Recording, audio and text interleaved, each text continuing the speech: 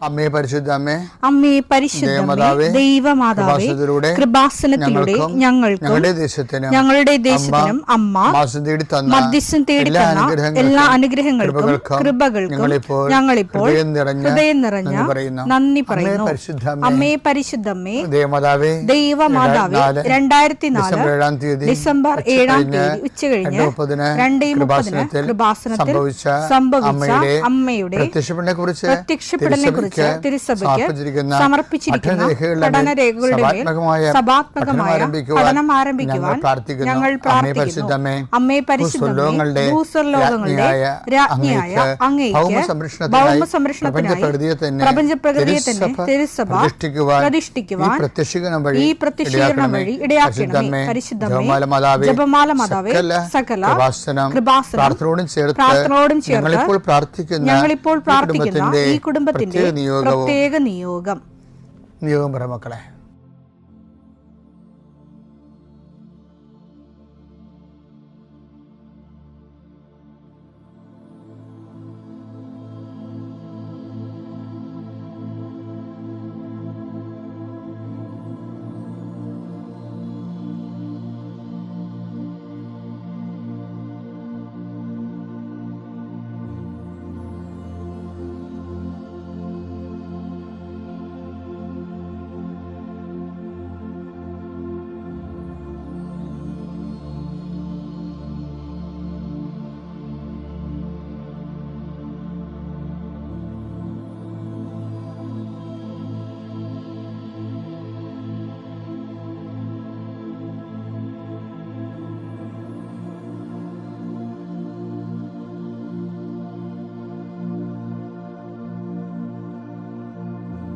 അമ്മയുടെ പ്രത്യക്ഷീകരണത്തിന്റെ ഈ അനുഗ്രഹവേളയിൽ ഞങ്ങൾക്ക് സാധിച്ചു തരുവാൻ കനിയണമേ. ആമേൻ. വിശ്വാസ പ്രമാണം.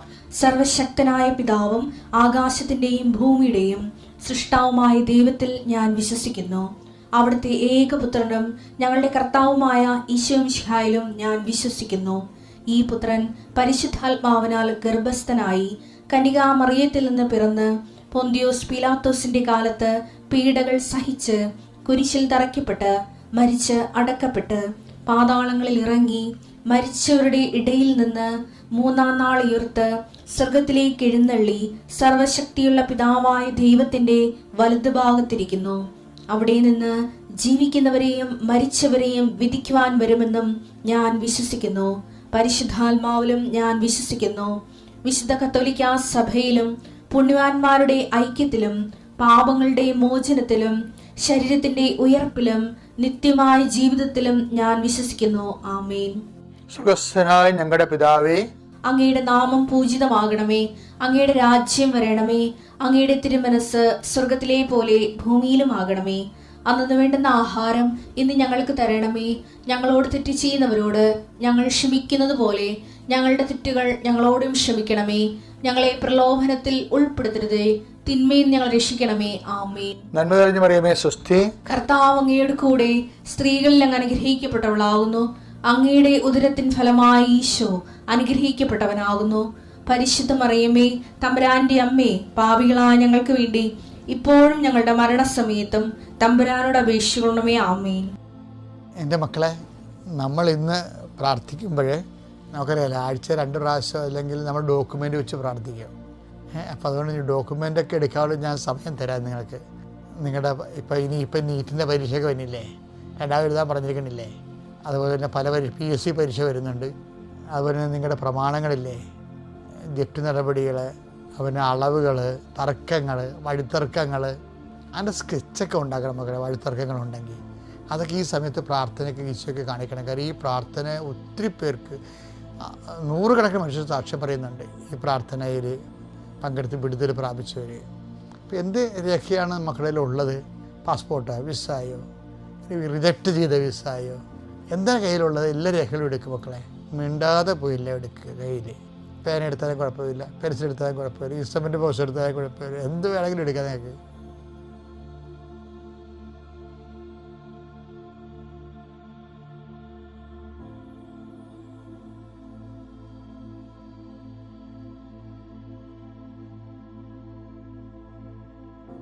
കർത്താവേ, നിൻ്റെ ഉന്നതമായ നാമത്തിന് സ്വസ്ഥം ചെയ്യുന്ന കർത്താവേ, അങ്ങയുടെ മക്കൾ അവരുടെ ജീവനോപാധികൾക്ക് മാധ്യമമായ എല്ലാ രേഖകളും അവരുടെ കൈകളിലേക്ക് അവർ കൊണ്ടുവന്നിരിക്കുകയാണ്.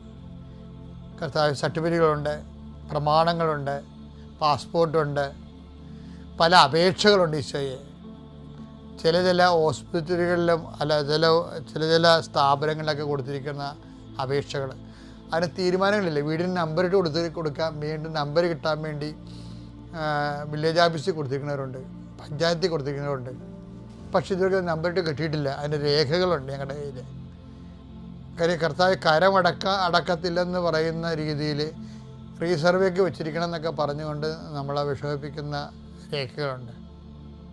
നിങ്ങൾ ഓരോ സ്ഥലങ്ങളിലേക്ക് വിടാനുള്ള ജോബ് ആപ്ലിക്കേഷൻസ്, ജോലിക്ക് വേണ്ടിയുള്ള അപേക്ഷാ ഫോറങ്ങളുണ്ട് ഈശോയെ. കല്യാണ സർട്ടിഫിക്കറ്റുകൾ, അതുപോലെ തന്നെ കല്യാണക്കുറികൾ. ഇന്ന ദിവസങ്ങൾ കല്യാണം ഉള്ളത് കൊണ്ട് ആ കല്യാണം നടത്താനുള്ള കുറികൾ, ആൾക്കാർക്ക് കല്യാണക്കുറികൾ ഡിസ്ട്രിബ്യൂട്ട് ചെയ്യണമെന്ന് മുമ്പുള്ള ആദ്യത്തെ കുറികൾ, അതിൻ്റെ ഡിസ്ട്രിബ്യൂട്ട് ചെയ്ത് കഴിഞ്ഞുള്ള കുറികൾ എൻ്റെ മക്കൾ കയ്യിലെടുക്കുക. ഇപ്പോൾ പരിശുദ്ധ അമ്മ അതെല്ലാം ആസ്വദിക്കാൻ വേണ്ടി ഈശോയ്ക്ക് മധ്യസ്ഥം വഹിക്കേണ്ട സമയമാണ്. നിങ്ങളുടെ ആശുപത്രി ചീട്ടുകൾ, മരുന്നിൻ്റെ കുറിപ്പടികൾ, നിങ്ങളുടെ ടിക്കറ്റുകൾ, റെയിൽവേ ടിക്കറ്റാകാം, പ്ലെയിനിൻ്റെ ടിക്കറ്റാകാം, ടിക്കറ്റുകൾ. കർത്താവെ, നിൻ്റെ ഉന്നതമായ നാമത്തിന് സ്വസ്ഥം ചെയ്യുന്നു. കർത്താവ്, മക്കളുടെ കയ്യിൽ അവർ ഉയർത്തിയിരിക്കുന്ന രേഖകൾ അവരുടെ യാത്രയാണ്, അല്ലെങ്കിൽ അവരനുഭവിക്കുന്ന ഞെരുക്കമാണ്. ഇതിൻ്റെ തടസ്സങ്ങൾ, ഇത് ആര് വരികയാണ്, ഇത് ഏത് ഓഫീസിലാണ് തടസ്സങ്ങൾ ഇരിക്കുന്നത്, ഏത് നിയമമാണ് എൻ്റെ തടസ്സമായി മാറിയിരിക്കുന്നത്. യേശുക്രിസ്തു നാമത്തിൽ ഞാനത് ബന്ധിക്കുന്നു. അമ്മേ, പരിശുദ്ധമേ, ദേവമാതാവേ, മക്കളുടെ കയ്യിരിക്കുന്ന എല്ലാ രേഖകളും, ക്വസ്റ്റ്യൻ പേപ്പറുകൾ, ആൻസർ പേപ്പറുകൾ, പാസ്പോർട്ടുകൾ, വിസകൾ, അതുപോലെ തന്നെ സ്ഥലത്തിൻ്റെ ജപ്തി നടപടിയുടെ രേഖകൾ, പ്രമാണരേഖകൾ, പട്ടയത്തിൻ്റെ രേഖകൾ, ചിട്ടിയുടെ പേപ്പറുകൾ, കടങ്ങൾ, എന്തെല്ലാം രേഖകളാണ് അതെല്ലാം കർത്താവിൻ്റെ വിശുദ്ധമായ രക്തത്തെ തളിക്കപ്പെടട്ടെ എന്ന് പ്രാർത്ഥിക്കുന്നു. എൻ്റെ കർത്താവിൻ്റെ ഉന്നതമായ നാമത്തിൽ ആശീർവദിക്കണമേ. രോഗികളെ ആശീർവദിക്കുന്നു, ജീവിത പ്രതിസന്ധിയിലിരിക്കുന്നവരെ ആശീർവദിക്കുന്നു. തൊഴുത്തിലും അതുപോലെ ആനിമ ഫാമിലും കോഴി വളർത്തുന്ന സ്ഥലങ്ങളിലും പലതരത്തിലുള്ള രോഗങ്ങളുമെല്ലാം ജീവിതമാർഗ്ഗങ്ങൾ മുട്ടിപ്പോവുകയും മൃഗങ്ങൾ മരിക്കുകയും പ്രസവിക്കാതെ പ്രസവം മുട്ടിയിരിക്കുകയും വരുമാനം ഇല്ലാതെ വിഷമിക്കുകയും ചെയ്യുന്ന എല്ലാ മേഖലകളും കർത്താവേ, നമ്മൾ ഉണ്ടാക്കുന്ന ഉൽപ്പന്നങ്ങൾ വിറ്റഴിക്കാൻ പറ്റാത്ത അവസ്ഥയിൽ വീട്ടിൽ കുന്നുകൂടി കിടക്കുന്നവരുണ്ട്, കുരുമുളകും ഏലവും ഉൾപ്പെടെ. അതുപോലെ പല കായ്ഫലങ്ങൾ വിൽക്കാൻ പറ്റാതെ വീട്ടിൽ കൂട്ടിയിട്ടിരിക്കുന്നവരുണ്ട്, കൂട്ടിക്കിടന്ന് നശിച്ചു പോകുന്നുണ്ട്. തർക്കപ്പുരയിടത്ത് തേങ്ങ മുളച്ച് കിടക്കുന്നവരുണ്ട് കർത്താവേ. ആൾക്കാർക്ക് എടുക്കാൻ പറ്റാത്തത് കേസായി കിടക്കുന്നവരുണ്ട് ഈശോയെ. അതിനെ മേലെല്ലാം എസക്കേൻ്റെ താഴെ അസ്ഥികളുടെ താഴെ എന്ന പോലെ കർത്താവിൻ്റെ ആത്മാവ് ജ്വലിച്ചുകൊണ്ട് ബന്ധങ്ങൾ അഴിഞ്ഞു മാറട്ടെ പ്രാർത്ഥിക്കുന്നു. എൻ്റെ കർത്താവിൻ്റെ ഉന്നതമായ നാമത്തിൽ, സഭയുടെ അധികാരത്തിൽ, കുരിശിൻ്റെ അടയാളത്തിൽ, ദൈവത്തിൻ്റെ ശക്തിയാൽ നീ പോകുന്ന വഴികളിൽ സഞ്ചാരി മാതാവ്, സമയത്തിൻ്റെ അധികാരി, നിനക്ക് സന്ധിപ്പ് സമാധാനം നൽകട്ടെ, സൗഖ്യം നൽകട്ടെ. നിത്യം പിതാവും പുത്രനും പരിശുദ്ധാത്മാവായ സർവ്വീശ്വരെ നീക്കുവാമേൻ. എൻ്റെ പ്രിയപ്പെട്ടവരെ, നമ്മളിന്ന് പലതരത്തിലുള്ള ദൈവസഹായങ്ങളെ കുറിച്ചാണ് നമ്മൾ ചിന്തിക്കുന്നത്. ഇപ്പോൾ ചിലരൊക്കെ ഈ തൊഴിൽ സംരംഭകരില്ലേ, ഇന്നൊരു സംരംഭക എൻ്റെ അടുത്ത് പ്രാർത്ഥിക്കാൻ വന്നിരുന്നത്, ഇന്നല്ല കഴിഞ്ഞ ദിവസം. ഇപ്പോൾ അവരൊരു ഫ്രഷ് തേനിൻ്റെ ഒരു ആൽബം എനിക്ക് തന്നു. ഭയങ്കര എക്സിക്യൂട്ടീവ് ആൽബം, നല്ല രസമാണ് കാണാൻ. അപ്പോൾ അവർ പറഞ്ഞിരിക്കുന്നത്, ഞാൻ സംരംഭകയാണ്, എനിക്ക് വേണ്ടി പ്രാർത്ഥിക്കണമെന്ന്. അതാണ് ഒരു ഉടമ്പടി എടുത്തിട്ട് പറഞ്ഞിരിക്കുന്ന കാര്യം. പുതിയ സംരംഭകരൊക്കെ ചെയ്യണമെന്ന് അറിയാമോ? ഈ കേരളത്തിൽ വ്യവസായ കേന്ദ്രമെന്നും പറഞ്ഞ് എല്ലാ ജില്ലയിലുണ്ട്. ഖാദി ബോർഡ്, വ്യവസായ കേന്ദ്രം. അപ്പോൾ പുതിയ സംരംഭകർ എന്ത് ചെയ്യണത്, അവരുടെ ഈ ഖാദി ബോർഡും വ്യവസായ കേന്ദ്രമൊക്കെ കുറേ സെമിനാറുകൾ നടത്തും. എന്നിട്ട് നമുക്ക് സ്വന്തം നില ചെയ്യാവുന്ന സബ്സിഡിയുള്ള കുറേ വ്യവസായ സംരംഭങ്ങളെക്കുറിച്ച് അവർ നമുക്ക് പറഞ്ഞു തരും, അതിൻ്റെ ലീഫ്ലെറ്റൊക്കെ തരും. അപ്പം നമ്മൾ നോക്കണത് ആ ലീഫ്ലെറ്റ് എടുത്തിട്ട് നമുക്ക് എന്ത് ചെയ്യാൻ പറ്റും? പന്നി വളർത്തൽ, കോഴി വളർത്തൽ, തേൻ ശേഖരണം, മെഴുകുതിരി നിർമ്മാണം, അങ്ങനെ കുറേ സാധനം. ഏതിനാണ് സബ്സിഡി ഉള്ളത്, ഏതാണ് നമ്മുടെ സഹകരണം ചെയ്യാൻ പറ്റണമെന്ന് നോക്കും. അപ്പം അങ്ങനെയാണ് ആൾക്കാർ ഓരോ വ്യവസായമൊക്കെ തുടങ്ങണതേ സ്വന്തമായിട്ട്, പിന്നെ ഡെവലപ്പ് ചെയ്ത് വരുന്നതാണ്. അപ്പോൾ ഈ സംരംഭകർ ചെയ്യേണ്ടത് ഒരു വിഷയം എന്ന് വെച്ചാൽ, ബൈബിളിലും തിരയണത് വാസ്തവത്തിൽ നമ്മളിതാണ്. ചില സമയത്ത്, എപ്പോഴും അല്ല, എന്തെല്ലാം സഹായം ദൈവത്തിൽ നിന്നുണ്ട്. ഒരു ആധ്യാത്മികമായ ഒരു സംരംഭം, കൃപ ഉൽപ്പാദിപ്പിക്കുക എന്നുള്ള സംരംഭമാണല്ല, ആത്മീയ സംരംഭമാണ് കൃപ ഉൽപ്പാദിപ്പിക്കുക എന്ന് പറയുന്നത്. നമുക്കറിയാം, ഒരു ക്രിസ്ത്യൻ ഒരു ഫെയ്ത്ത് എന്ന് പറയണത്, ക്രിസ്ത്യൻ ഫെയ്ത്ത് എന്ന് പറയണത് ബേസ് ചെയ്തിരിക്കുന്നത് ബ്ലെസ്സിങ്സിലല്ലെന്ന് ഞാൻ നിങ്ങളോട് എപ്പോഴും പറയും. എന്താ കാര്യം? ബ്ലെസ്സിങ്സ് എന്ന് പറയുമ്പോൾ ക്രിസ്തുവിന് മുമ്പ് ബ്ലെസ്സിങ്സ് ഉണ്ടല്ലോ, അപ്പോൾ ഞാൻ നിങ്ങളുടെ ഇടയ്ക്ക് പറയാറുണ്ട്, നിരീശ്വരവാദിയാണെങ്കിലും പ്രാർത്ഥിക്കാത്തവരാണെങ്കിലും ബ്ലെസ്സിങ്സ് കിട്ടിക്കൊള്ളൂ, ഒരു കുഴപ്പമില്ല. എല്ലാ നിരീശ്വരവാദികളും പട്ടിണി കിടക്കണം ഇവിടെ, അല്ലല്ല. ദൈവത്തെ തള്ളി പറയുന്നവരൊക്കെ പട്ടിണി കിടക്കണം, അല്ല. നിങ്ങൾ സന്താന പുഷ്ടിയുടെ പെരുകി, ഞാൻ ഈ പന്തി തന്നെ പറഞ്ഞിട്ടുണ്ട് ഡെയിലി ബ്രെഡിൽ, നിങ്ങൾ സന്താന പുഷ്ടിയുടെ പെരുകി ഭൂമിയെ കീഴടക്കാൻ പറഞ്ഞു. കഴിഞ്ഞ മാസം പറഞ്ഞാൽ അവർക്ക് കൊണ്ട് ഓർത്താൽ മതി. ഇപ്പം നമ്മുടെ ഭൂമി എന്ന് പറഞ്ഞാൽ എന്താണ്? നമ്മൾ നടന്നു തീരണ സമയം, നമ്മുടെ ജീവിതം തീരണതാണ് നമ്മുടെ ഭൂമി. എവിടെ വെച്ച് തുടങ്ങി എവിടെ വെച്ച് ജീവിതം തീരുന്നു, അതാണ് നമ്മുടെ ഭൂമി. അപ്പോൾ ഭൂമി ആ ജീവിതം കീഴടക്കാൻ പറയുകയാണ്. ജീവിതം കീഴടക്കാൻ വേണ്ടി വിദ്യാഭ്യാസമുണ്ട്, തൊഴിലുണ്ട്. അതൊക്കെ ദൈവത്തെ വിളിക്കാതെ തന്നെ ഓട്ടോമാറ്റിക്കായിട്ട് ഈ മനുഷ്യന് ചെയ്യാൻ പറ്റുന്ന രീതിയിൽ ദൈവം ബുദ്ധിയെല്ലാം കൊടുത്തിട്ടാണ് പറയണത്, നിങ്ങൾ ഭൂമിയെ ജീവിതം കീഴടക്കണം, സന്താന പുഷ്ടിയുള്ളവരാകണം, പെരുകണം, ഭൂമിയെ കീഴടക്കണം എന്ന് പറയും. അങ്ങനെ അത് ജനറ്റിക്കൽ ബ്ലെസ്സിങ് എന്ന് പറയണത്. അതുകൊണ്ടാണ് നമ്മൾ പിന്നെ ഞങ്ങൾക്ക് തന്നെ ആവശ്യം, പള്ളിയിൽ പോകേണ്ട വല്ല ആവശ്യമുണ്ട്, ഞങ്ങൾക്ക് ജീവിക്കാനുള്ള മാർഗ്ഗം ഉണ്ടെന്നൊക്കെ പറഞ്ഞിട്ടുണ്ട്. അങ്ങനെയൊക്കെ ദൈവത്തോട് അടുത്ത് നിൽക്കുന്നവർ ആക്ഷേപിക്കണ ഇത് ഈ വിവരമില്ലായ്മ പറഞ്ഞുകൊണ്ട് കൊട്ടിക്കൊഷിച്ചുകൊണ്ടാണ്. അതിൻ്റെ കൊട്ടിക്കൊഷിക്കേണ്ട കാര്യമില്ല, നിങ്ങളതൊന്നും കേൾക്കാൻ പോകരുത്. പക്ഷേ ക്രിസ്ത്യാനിറ്റിയിൽ വാട്ട് ഈസ് സ്പെഷ്യൽ, ക്രിസ്ത്യാനിറ്റിയിൽ എന്ന് പറയുമ്പോൾ എന്താണ്? അവൻ്റെ നാമത്തിൽ നമ്മൾ വിശ്വസിക്കണത്, അല്ലേ? അവൻ്റെ നാമത്തിൽ. യോഹന്നാൻ 1:16 അവന്റെ പൂർണ്ണതയിൽ നിന്ന് നാം എല്ലാം കൃപയ്ക്കുമേൽ കൃപ സ്വീകരിച്ചിരിക്കുന്നു. അപ്പം ഇനി അവന്റെ നാമത്തിൽ വിശ്വസിക്കുന്നവർ 12 തന്നെ സ്വീകരിച്ചവർക്കെല്ലാം തന്റെ നാമത്തിൽ വിശ്വസിക്കുന്നവർക്കെല്ലാം ദൈവമക്കളാകാൻ അവൻ കഴിവ് നൽകി. അപ്പൊ ദൈവമക്കളാകാനുള്ള ഒരു അടിസ്ഥാന സ്റ്റാറ്റസ് കിട്ടിക്കഴിഞ്ഞാൽ പിന്നെ ഉള്ളത് എന്താണ്? കൃപയ്ക്കുമേൽ കൃപയാണ്.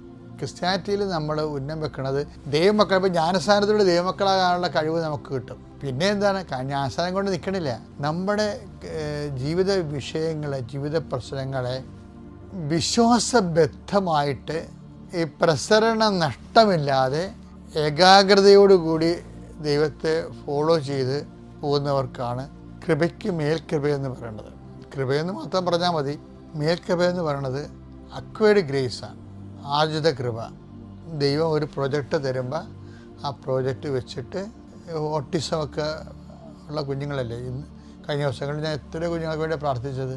അയ്യോ, കുഞ്ഞുങ്ങൾ അത്താരെ വരും, അവർ പരക്കം പാഞ്ഞ് ഭ്രാന്ത് പിടിച്ച് ഓടും. അവിടെ പുറകെ അപ്പനോടും, അപ്പന ഓടിക്കൊണ്ടുവരുമ്പോൾ അവർ കിടന്ന് കാറും.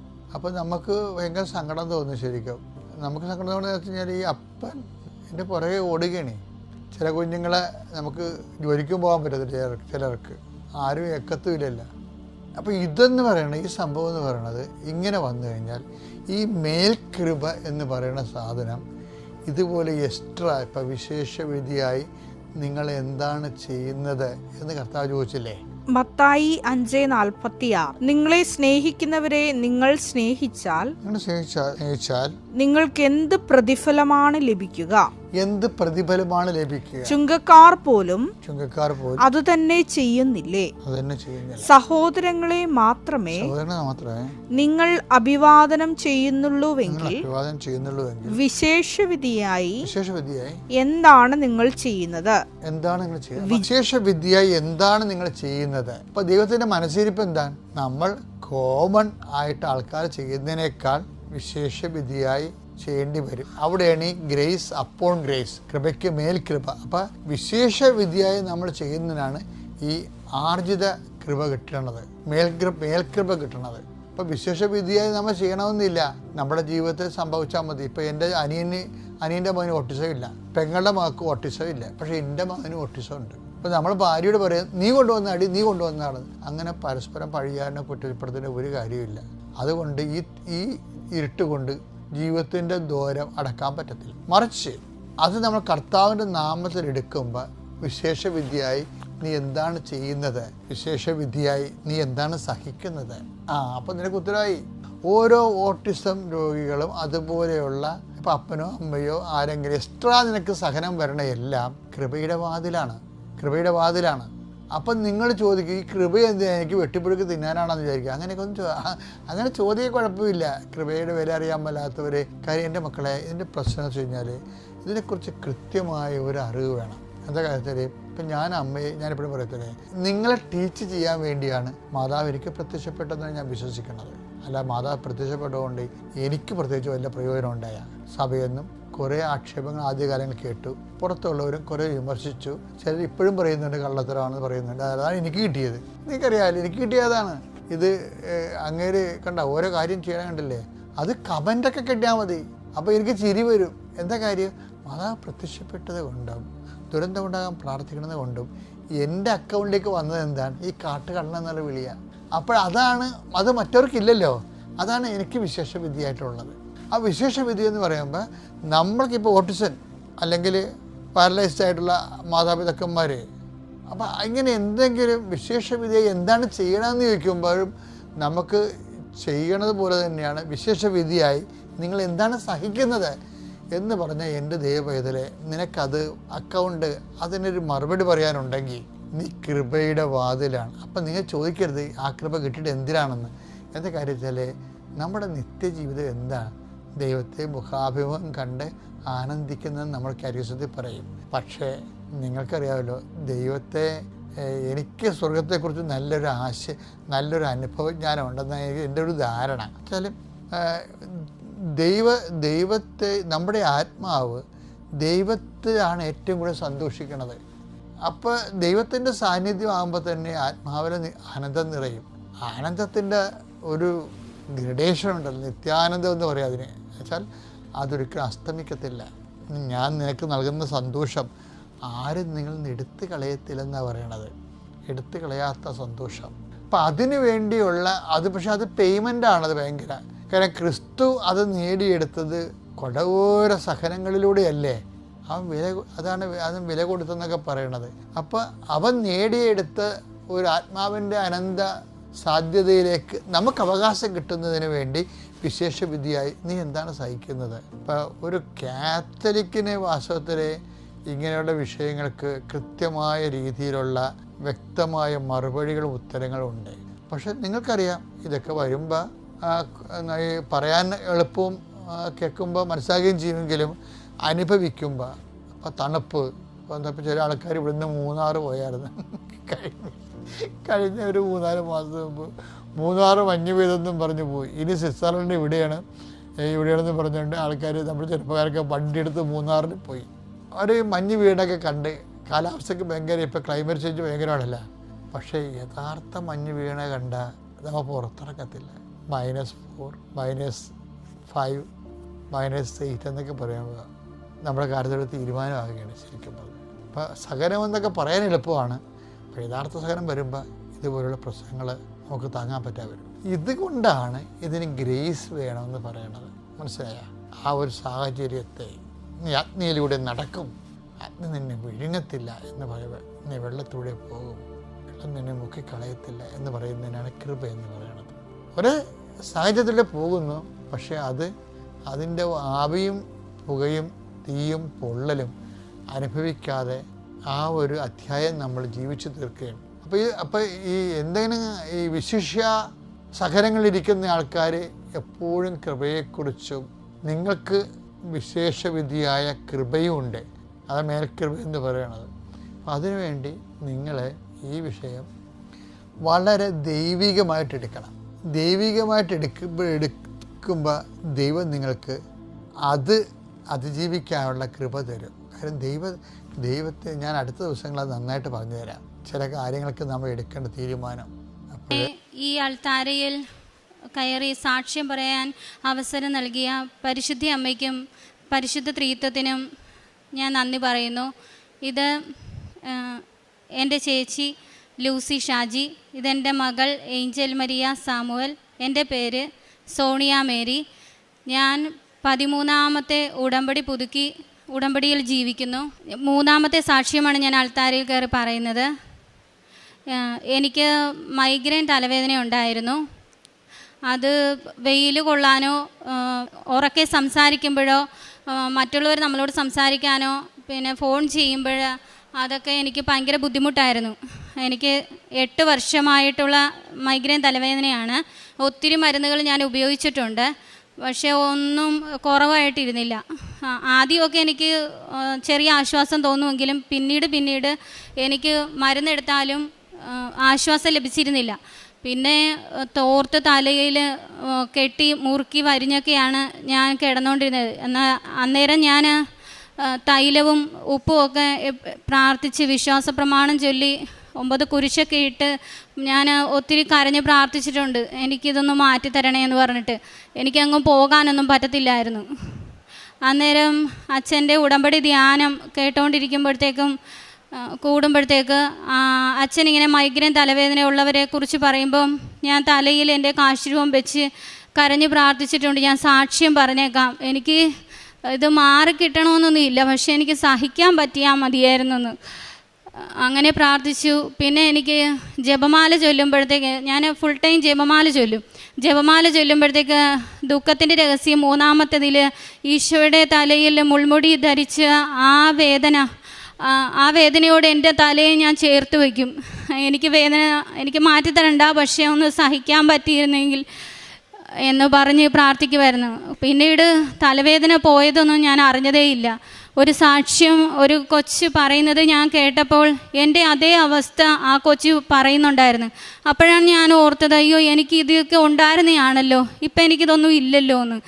അങ്ങനെ എനിക്ക് എൻ്റെ മൈഗ്രെയിൻ തലവേദന മാറിക്കിട്ടി. ഇപ്പം എനിക്ക് വെയിലത്ത് പോയാൽ കുഴപ്പമില്ല, സൗണ്ട് കേട്ടാലും കുഴപ്പമില്ല.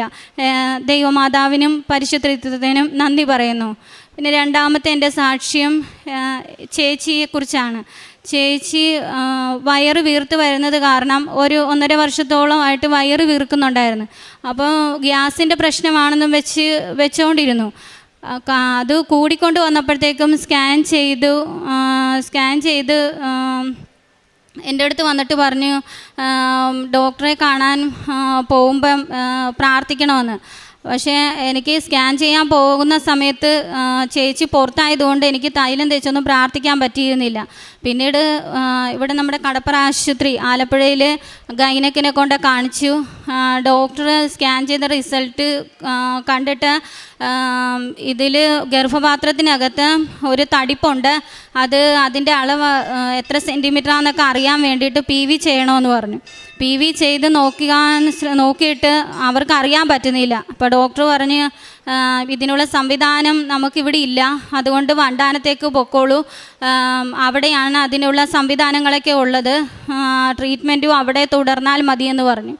അപ്പോൾ ചേച്ചി തിരിച്ച് വീട്ടിലോട്ട് വന്നിട്ട് തിരിച്ച് വീട്ടിൽ വരാതെ വണ്ടാനത്തേക്കും പോകാതെ ബിലിവേഴ്സിലേക്കാണ് പോയത്. അപ്പോൾ എന്നെ വിളിച്ചിട്ട് പറഞ്ഞ് ഇവിടെ വണ്ടാനത്ത് പോകാൻ എനിക്ക് പേടിയാണ്, അത് കാരണം ഞങ്ങൾ ബിലിവേഴ്സിലേക്ക് പോകുവാന്ന്.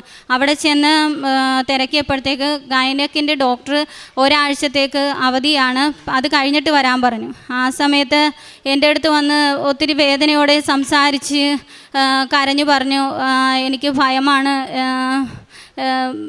എനിക്ക് വേണ്ടി പ്രാർത്ഥിക്കണമെന്ന് പറഞ്ഞു. ഞാനപ്പം ചേച്ചി പറയുന്നത് കേട്ടോണ്ടിരിക്കുമ്പം എൻ്റെ അടുത്ത് മാതാവ് പറയുന്നു,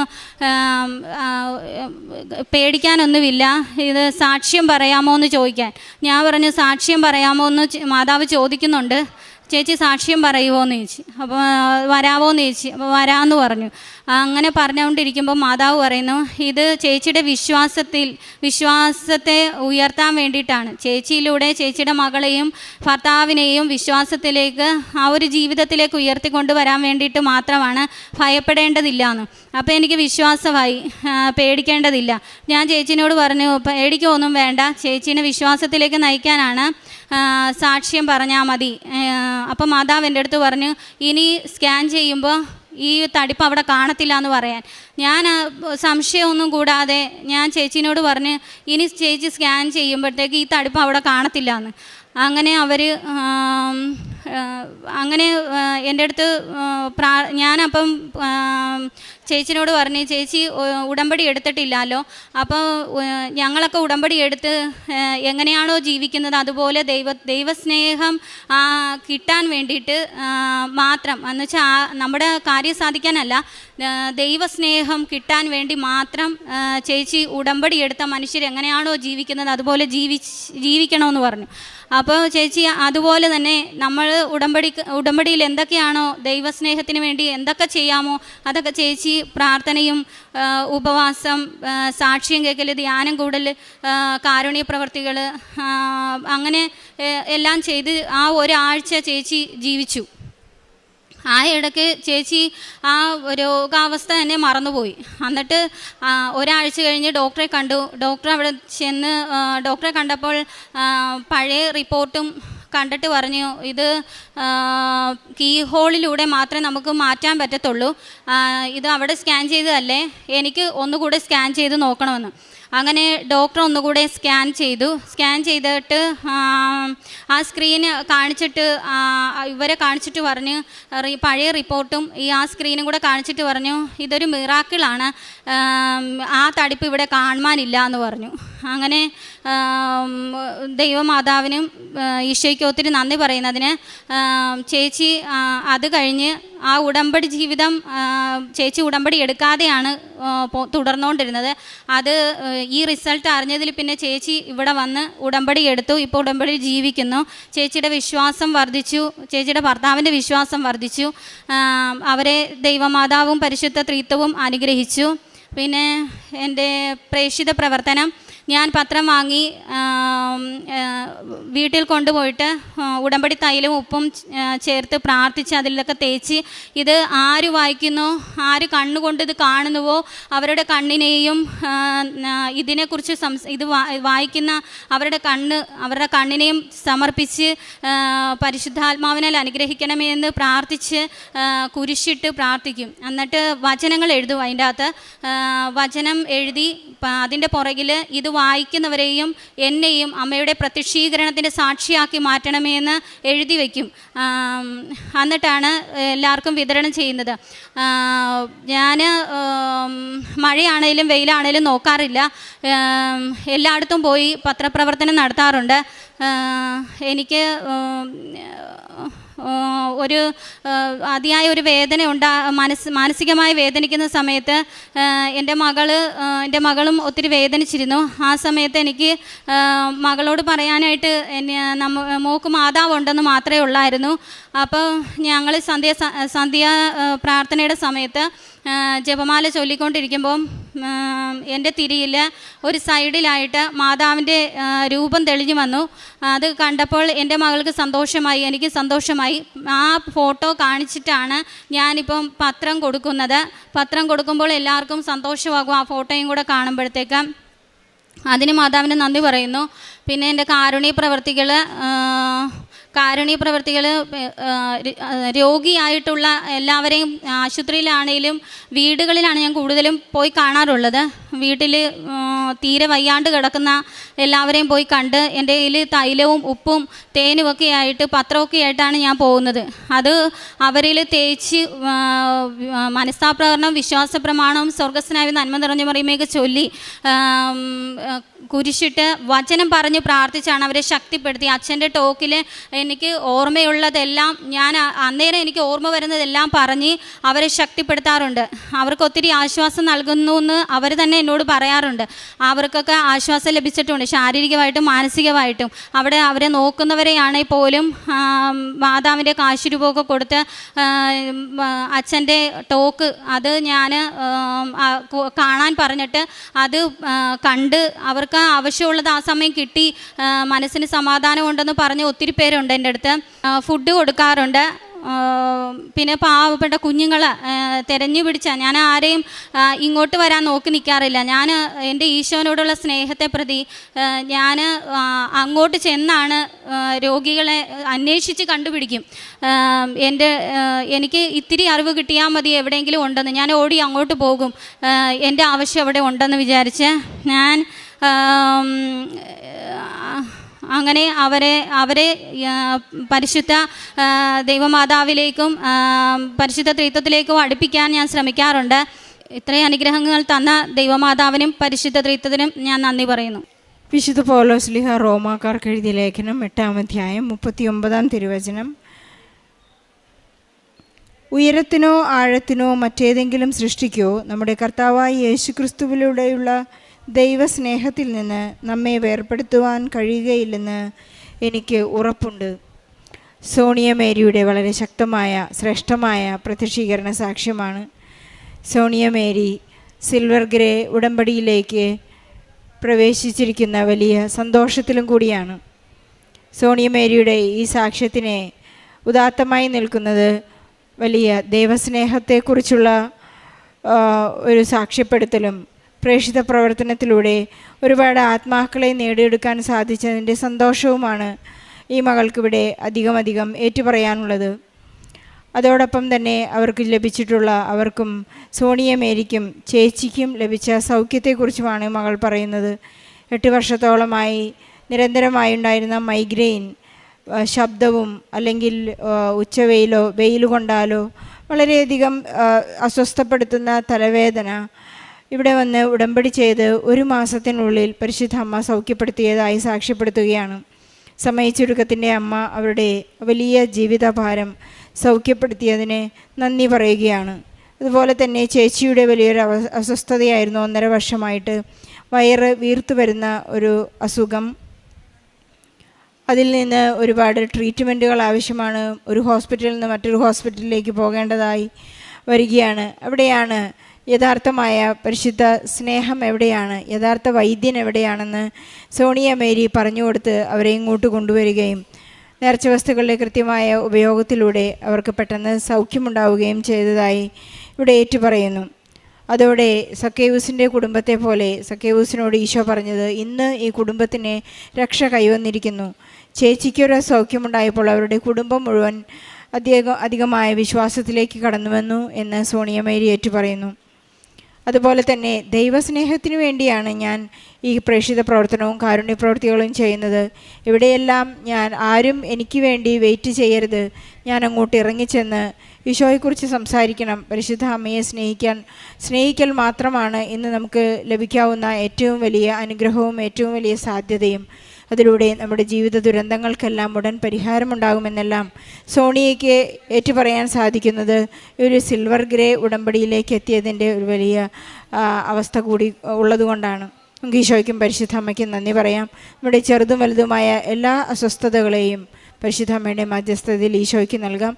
നമ്മുടെ ജീവിതത്തിലും മഴവില്ല് വിരിയും, നമ്മുടെ ജീവിതത്തിലും മുല്ലപ്പൂ മണക്കുന്ന പരിശുദ്ധ അമ്മയുടെ സാമീപ്യവും ഈശോയുടെ സ്പർശവും ഉണ്ടാകും. സോണിയ മേരിക്കും കുടുംബത്തിനും ചേച്ചിക്കും ലഭിച്ച എല്ലാ അനുഗ്രഹങ്ങൾക്കും ഈശോയ്ക്കും പരിശുദ്ധ അമ്മയ്ക്കും ഉണ്ടാകട്ടെ.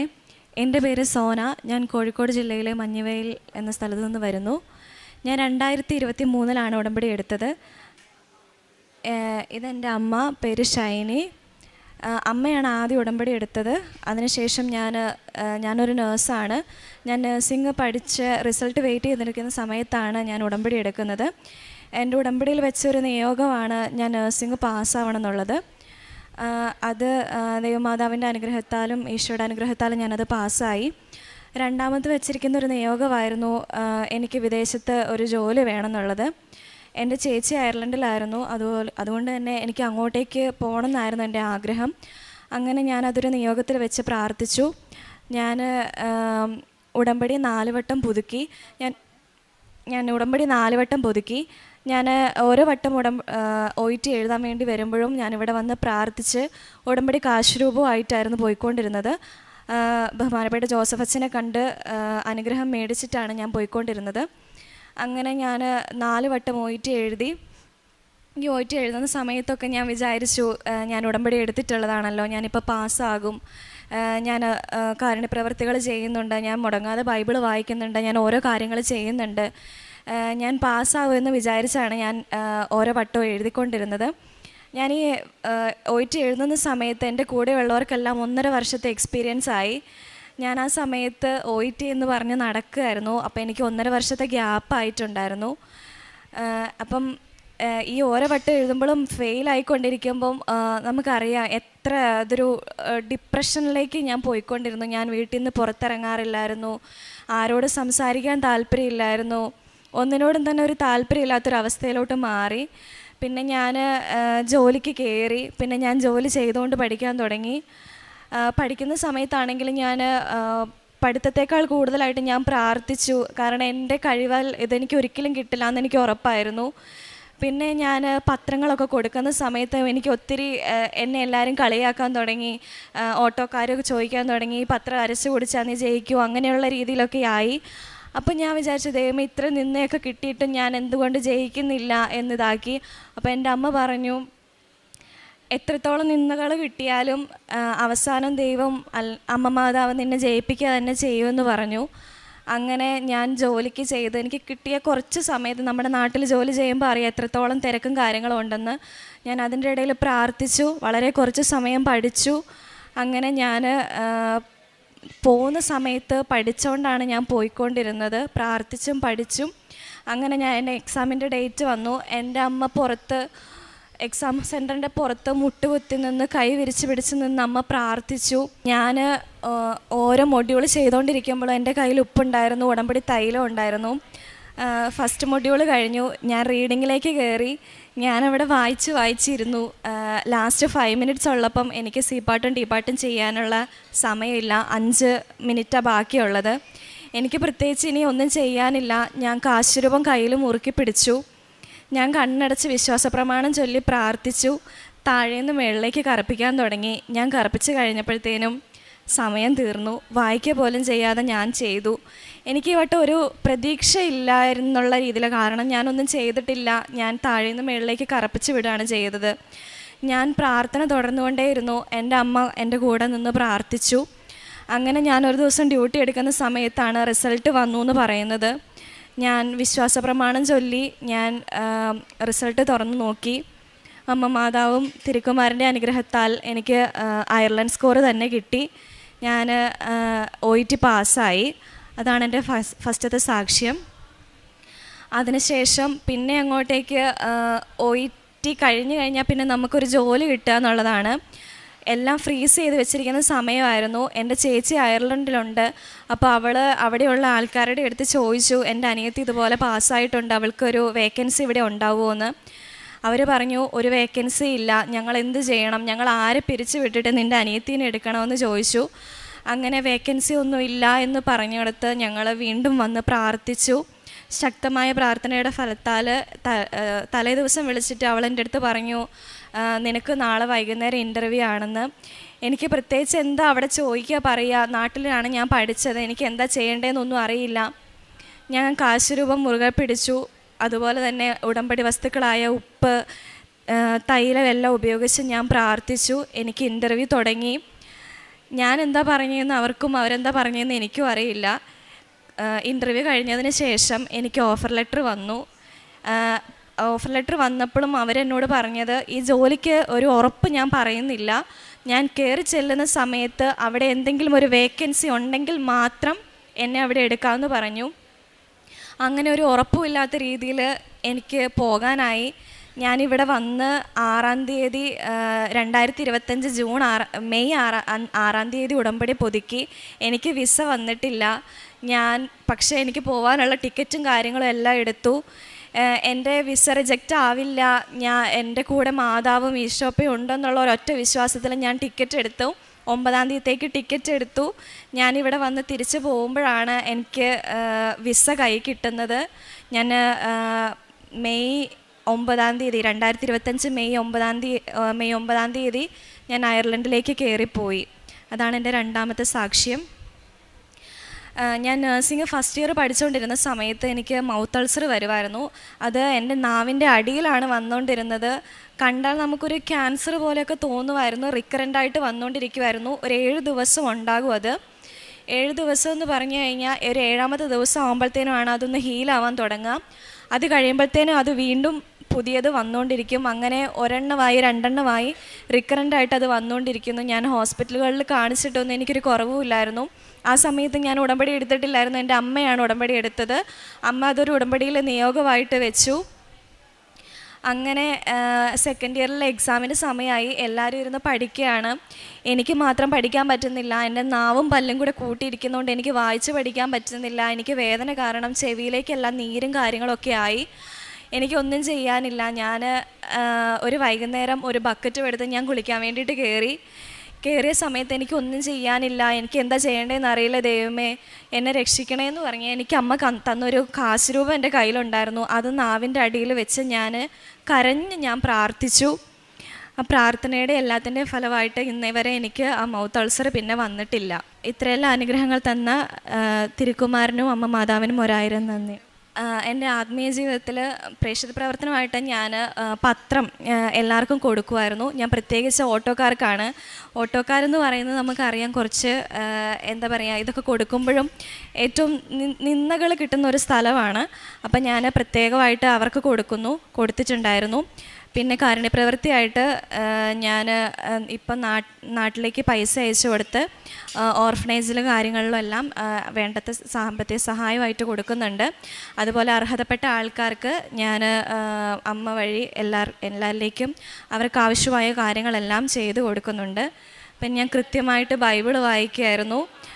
പഠിക്കാൻ സമയമില്ലെങ്കിൽ ഞാൻ കൃത്യമായിട്ട് ബൈബിൾ വായിക്കുകയും പ്രാർത്ഥിക്കുകയും ചെയ്യുമായിരുന്നു. കുടുംബ പ്രാർത്ഥന മുടങ്ങാതെ കുടുംബ പ്രാർത്ഥനയിൽ അമ്മയോടൊപ്പം കൂടി കുടുംബ പ്രാർത്ഥന ചൊല്ലുകയായിരുന്നു. ഈശോയും തിരുക്കുമാരനും ചെയ്തെന്ന എല്ലാ അനുഗ്രഹങ്ങൾക്കും ഞാൻ നന്ദി പറയുന്നു. എസെക്കിയേൽ പ്രവാചകൻ്റെ പുസ്തകം 37-ാം അധ്യായം 5-6 തിരുവചനങ്ങൾ. ദൈവമായ കർത്താവ് ഈ അസ്ഥികളോട് അരുളി ചെയ്യുന്നു, ഇതാ ഞാൻ നിങ്ങളിൽ പ്രാണൻ നിവേശിപ്പിക്കും, നിങ്ങൾ ജീവിക്കും. ഞാൻ നിങ്ങളുടെ മേൽ ഞരമ്പുകൾ വെച്ചുപിടിപ്പിക്കുകയും മാംസം വളർത്തുകയും ചർമ്മം പൊതിയുകയും നിങ്ങളിൽ പ്രാണൻ നിവേശിപ്പിക്കുകയും ചെയ്യും. നിങ്ങൾ ജീവൻ പ്രാപിക്കും. ഞാനാണ് കർത്താവെന്ന് അപ്പോൾ നിങ്ങൾ അറിയും. സോന എന്ന ഈ മകളുടെ പ്രത്യക്ഷീകരണ സാക്ഷ്യത്തിലൂടെ നമുക്ക് മനസ്സിലാകുന്നത് not by merit but by grace എന്ന അടിസ്ഥാനത്തിലാണ് ഇന്ന് ഈ മകൾക്ക് ഒരു വലിയ വിജയം കർത്താവ് നൽകിയിരിക്കുന്നത്. നിങ്ങൾ ശാന്തരായിരുന്നാൽ മതി, ഞാൻ യുദ്ധം ചെയ്തുകൊള്ളാമെന്നാണ് പഴയ നിയമത്തിലൂടെ ജോഷുവയോട് ദൈവം പറയുന്നത്. നമുക്ക് പരിശുദ്ധാത്മാവിൻ്റെ ആ ശാന്തത ലഭിക്കുമ്പോഴാണ്, പരിശുദ്ധ അമ്മയുടെ മധ്യസ്ഥതയിൽ നാം ഉടമ്പടി ചെയ്ത് ജീവിക്കുമ്പോൾ നമുക്കൊന്നു മാത്രം ചെയ്യാനുള്ളത്, ഞാൻ അങ്ങയോട് കൂടെ ആയിരിക്കാം എന്നുള്ള ഒരു ആത്മാർത്ഥമായ റെസ്പോൺസ് ഈശോയ്ക്ക് കൊടുക്കുമ്പോൾ ഈശോ തന്നെ നമുക്ക് ആവശ്യമായ എല്ലാ കാര്യങ്ങളും നമുക്ക് നൽകുന്ന ഒരു വലിയ സാക്ഷ്യത്തിൻ്റെ ഉടമയാണെന്ന് സോന. 4 തവണ ഓരോ പ്രാവശ്യവും മകൾ OIT പരീക്ഷ എഴുതാൻ പോകുമ്പോൾ ജോസഫ് അച്ഛനിൽ നിന്ന് കൈവപ്പ് ശുശ്രൂഷ സ്വീകരിച്ചുകൊണ്ട് പോയെങ്കിലും 4 തവണയും മകൾ തോറ്റുപോയെന്ന് ഇവിടെ സാക്ഷ്യപ്പെടുത്തുന്നുണ്ട്. വളരെയധികം ടെസ്റ്റ് പഠിച്ച് മനസ്സ് വേദനിച്ച് ഓരോ പ്രാവശ്യവും പരീക്ഷയ്ക്ക് പോകുമ്പോൾ ഇനി നീ എന്നെ കൈവിടല്ലേ എന്നുള്ള 5ാമത്തെ പരീക്ഷയിലാണ് ഈ മകൾ വലിയ വിജയത്തോടുകൂടി. വമ്പിച്ച പരാജയം ഉറപ്പാണ്. കാരണം മകൾ തന്നെ പറയുകയാണ്, ഞാൻ കറക്കി കുത്തി അടിയിൽ നിന്ന് താഴെ നിന്നാണ് ഞാൻ ആൻസർ ചെയ്തത്, പക്ഷേ അതിലെനിക്ക് പാസ്സാകാൻ സാധിച്ചു. ഇൻ്റർവ്യൂ പാസ്സാകുന്ന സമയങ്ങളിലും OIT എഴുതുന്ന സമയങ്ങളിലെല്ലാം നേർച്ച വസ്തുക്കളുടെ ഉപയോഗത്താൽ വിശ്വാസ പ്രമാണം ചൊല്ലി ഈശോ രക്ഷകനാണെന്ന് ഏറ്റുപറഞ്ഞുകൊണ്ടാണ് ഈ മകൾ ഓരോ പ്രാവശ്യവും അറ്റംപ്റ്റ് ചെയ്തത്. മകൾക്ക് വിസ ലഭിച്ചുകൊണ്ട് അയർലൻഡിൽ ചെന്ന് അവിടെയായാലും തൻ്റെ വിശ്വസ്തതയ്ക്ക് ഒരു കോട്ടം വരുത്താതെ എപ്പോഴും ചൊവ്വാഴ്ചകളിലുള്ള ധ്യാനങ്ങൾ കൂടിയും എപ്പോഴും അച്ഛൻ്റെ ഡെയിലി ബ്രെഡ് പ്രാർത്ഥിച്ചും എല്ലാ സമയവും അനുഗ്രഹം പ്രാപിച്ച് ജപമാല ചൊല്ലിയും വചനം വായിച്ചും ഈ മകൾ നിത്യതയോളം ഈശോയെ അനുഗമിക്കാം എന്നുള്ള വലിയ തീരുമാനത്തിലാണ്. അതുപോലെ ഈ മകൾക്ക് മൗത്ത് അൾസർ വന്നപ്പോൾ, വായിൽ ബ്ലിസ്റ്റേഴ്സ് വന്നപ്പോഴെല്ലാം ഇനി എനിക്ക് പഠിക്കാൻ സാധിക്കില്ല എന്നുള്ള വലിയ സങ്കടത്തിൽ പരിശുദ്ധ അമ്മയുടെ കാശുരൂപത്തിൻ്റെ മധ്യസ്ഥത, പരിശുദ്ധ അമ്മയുടെ കാശുരൂപം എന്ന് പറയുന്നത് അമ്മ തന്നെയാണ്. അമ്മയുടെ സാമീപ്യമാണ്, അമ്മയുടെ മാധ്യസ്ഥം നമുക്ക് ലഭിക്കുന്നു. ആ ഒരൊറ്റ നിമിഷം കൊണ്ട്, ഫ്രാക്ഷൻ ഓഫ് സെക്കൻഡ് കൊണ്ട് 1.5 വർഷമായിട്ടുള്ള വലിയ മൗത്ത് അൾസർ മകൾക്ക് അപ്രത്യക്ഷപ്പെട്ടു. പിന്നീട് ഒരിക്കലും ആ അസുഖം വന്നിട്ടില്ല, സൗഖ്യപ്പെട്ടു എന്ന് മകൾ സാക്ഷ്യം പറയുന്നു. നമ്മുടെ ജീവിത വിജയങ്ങൾക്ക് ശേഷം അല്ലെങ്കിൽ നമ്മുടെ സൗഖ്യത്തിന് ശേഷമെല്ലാം എൻ്റെ ഈശോയോടുള്ള വിശ്വസ്തത അല്ലെങ്കിൽ വിശ്വാസം, എൻ്റെ ആത്മബന്ധം കുറഞ്ഞുപോയോ എന്നുകൂടി നമുക്ക് പലപ്പോഴും അസസ് ചെയ്ത് നോക്കേണ്ട ആവശ്യമുണ്ടെന്ന് നമുക്ക് തന്നെ നമ്മോട് പറയാം. നമുക്കത് ചെക്ക് ചെയ്ത് നോക്കാം. ഒരിക്കലും നാം ഈശോയെ വിട്ടുപിരിയരുതെന്നാണ് നമുക്കിവിടെ നിന്ന് എടുക്കേണ്ട ഒരു തീരുമാനം. സോന എന്ന മകൾക്ക് ലഭിച്ച അനുഗ്രഹങ്ങൾക്ക് അമ്മയുടെ വലിയ നിയോഗം കൂടിയായിരുന്നു. സോനയുടെ അമ്മയും ഉടമ്പടിയെടുത്ത വ്യക്തിയാണ്. രണ്ടുപേരും നന്നായി പ്രാർത്ഥിച്ച്, മറ്റുള്ള മക്കൾക്കെല്ലാം വേണ്ടി പ്രാർത്ഥിച്ച് അനുഗ്രഹം പ്രാപിച്ച ഈ സാക്ഷ്യത്തിന് ഈശോയ്ക്കും പരിശുദ്ധ അമ്മയ്ക്കും നന്ദി പറഞ്ഞു. എൻ്റെ പേര് സുജിഷ വിനീഷ്. ഇതെൻ്റെ ഹസ്ബൻഡ്, മോള് വൈഗ, മോൻ വികാസ്. ഞങ്ങൾ വരുന്നത് കണ്ണൂർ ജില്ലയിലെ ചെറുപുഴയ്ക്കടുത്ത് താബോർ എന്ന സ്ഥലത്ത് നിന്നാണ്. ഇന്ന് ഈ കാണുന്ന സന്തോഷത്തോടെ സമാധാനത്തോടു കൂടി ഈ അൾത്താരയിൽ കയറി നിൽക്കുവാനുള്ള ഭാഗ്യം തന്ന പരിശുദ്ധ അമ്മയ്ക്കും തിരുകുമാരനും ഞാൻ നന്ദി പറയുന്നു. മനുഷ്യരുടെ മുമ്പിൽ എന്നെ ഏറ്റുപറയുന്നവനെ എൻ്റെ സ്വർഗസ്ഥനായ പിതാവിൻ്റെ മുമ്പിൽ ഞാനും ഏറ്റുപറയും. ഇന്ന് ഈ അൾത്താരയിലൂടെ ഞാൻ ലോകത്തിലെ ലക്ഷം ജനങ്ങളോട് എൻ്റെ തിരുകുമാരനെ പറ്റി ഏറ്റുപറയുകയാണ്. Not by merit but by grace എന്ന അനുഗ്രഹത്തിലൂടെ എനിക്ക് ലഭിച്ച സാക്ഷ്യങ്ങൾ ഞാനിവിടെ പറയുകയാണ്. എനിക്ക് ഒരു തയ്യൽ കടയായിരുന്നു. ഞാനവിടെ തയ്ച്ചുകൊണ്ടിരിക്കുമ്പോൾ അധികവും ക്രൈസ്തവരായ ആൾക്കാരാണ് അവിടെ വന്നിരുന്നത്. അവർ അധികവും മാതാവിനെ പറ്റിയും ഈശോയെ പറ്റിയും എന്നോട് പറയുമായിരുന്നു. അങ്ങനെ എൻ്റെ സുഹൃത്തായ ഒരു ബിൻസി ചേച്ചി അവിടെ വരികയും കൃപാസന മാതാവിനെ പറ്റി എന്നോട് പറയുകയും ചെയ്തു. 40 ലക്ഷത്തോളം രൂപയുടെ കടബാധ്യതകളുമായി മുന്നോട്ട് പോകുന്ന അവസരത്തിലാണ് ചേച്ചി എന്നോടിങ്ങനെ പറയുന്നത്, മാതാവിൻ്റെ അടുത്ത് പോയി പ്രാർത്ഥിക്കുക, നിങ്ങളുടെ എല്ലാ വിഷമങ്ങളും മാറുമെന്ന്. ചേച്ചി എനിക്കൊരു കാശുരൂപവും പത്രവും തന്നു. ആ കാശുരൂപം മുറുകെ പിടിച്ച് ഞങ്ങൾ കുടുംബസമേതം പ്രാർത്ഥിക്കാൻ തുടങ്ങി. ഓരോ ദിവസങ്ങൾ കടന്നു ചെല്ലുമ്പോഴും ഞങ്ങളുടെ ജീവിതത്തിലും ജീവിത രീതികളിലുമൊക്കെ മാറ്റങ്ങൾ സംഭവിച്ചു. ഞങ്ങൾക്ക് കൂടുതൽ വിശ്വാസമായി. ഞാനും എൻ്റെ ഭർത്താവും കൂടെ ഈ പുണ്യഭൂമിയിലേക്ക് വരുവാൻ തീരുമാനിച്ചു. പക്ഷേ അതിലൊരു തെറ്റുണ്ടായി ഞങ്ങളുടെ ഭാഗത്തു നിന്ന്. ഞങ്ങൾ കള്ളത്തരം പറഞ്ഞാണ് വീട്ടിൽ നിന്നും പോന്നത്. ഇങ്ങോട്ടേക്കാന്ന് പറഞ്ഞില്ല. അത് ഞാൻ ഈ അമ്മയുടെ മുമ്പിൽ ഇപ്പം ഞാൻ ഏറ്റുപറയുകയാണ്. ഇവിടെ വന്നു ഞങ്ങൾ ഒരുപാട് പ്രാർത്ഥിച്ചു. ഭർത്താവ് ഉടമ്പടി എടുത്തു. അപ്പോൾ ഞാൻ ഉടമ്പടി എടുത്തില്ല. ഞങ്ങളുടെ കടഭാരം കൂടി വന്നതുകൊണ്ട് ഞങ്ങളുടെ സ്ഥലം വിൽക്കുവാൻ തീരുമാനിച്ചു. അങ്ങനെയാണ് ഞങ്ങൾ ഉടമ്പടി എടുത്തത്. അച്ഛനെ കണ്ടു പ്രാർത്ഥിച്ചു. അച്ഛൻ കാശുരൂപം തന്നു. ഞങ്ങൾ ആ കാശുരൂപം സ്ഥലത്ത് കുഴിച്ചിട്ട് പ്രാർത്ഥിച്ചു. പക്ഷേ സ്ഥലം വിൽപ്പന നടന്നില്ല. ഭർത്താവ് ഉടമ്പടി എടുത്തിട്ടും നടന്നില്ല. അത് കഴിഞ്ഞ ശേഷം ഞാൻ വന്ന് ഉടമ്പടി എടുത്തു. ഞാനും പ്രാർത്ഥിച്ചു. അച്ഛനെ കണ്ടു. അച്ഛൻ വീണ്ടും കാശുരൂപം തന്നു. ഞങ്ങൾ അതവിടെ കൊണ്ട് കുഴിച്ചിട്ട് പ്രാർത്ഥിച്ചു. അവിടെയും പരാജയമാണ് സംഭവിച്ചത്. കടഭാരം വീണ്ടും വീണ്ടും കൂടി. ജീവിതത്തിൽ എന്ത് ചെയ്യണമെന്നറിയാതെ നിൽക്കുന്ന ഒരവസരത്തിലാണ് എനിക്ക് ഇസ്രയേലിലേക്ക് കയറി പോകാനായിട്ട് ഒരു ചാൻസ് ലഭിക്കുന്നത്. ഒരു പുതിയ വാതിൽ പരിശുദ്ധമ്മ ഞങ്ങൾക്ക് വേണ്ടി തുറക്കുകയായിരുന്നു അവിടെ. പക്ഷേ ഈ 40 ലക്ഷം കടത്തിൽ നിൽക്കുന്ന ഞങ്ങൾ എങ്ങനെ ഏജൻറ്റിന് 16 ലക്ഷത്തോളം രൂപ കൊടുത്ത് കയറിപ്പോകും? അതായിരുന്നു വീട്ടിലെ ചോദ്യം. പക്ഷെ ഞാൻ എൻ്റെ തീരുമാനത്തിൽ നിന്ന് മാറിയില്ല. ഞാൻ പറഞ്ഞു എനിക്ക് എന്തായാലും പോകണം. ഹസ്ബൻഡ് സമ്മതിച്ചില്ല. ഞാൻ കാശുരൂപം മുറുകെ പിടിച്ച് ഞാൻ പ്രാർത്ഥിച്ചു. ഒരു ദിവസം രാവിലെ എന്നോട് ഇങ്ങോട്ട് പറഞ്ഞു, നമുക്ക് എന്നാൽ ആ പ്രൊസീജിയർ തുടരാം, നീ പൊക്കോളാൻ പറഞ്ഞു.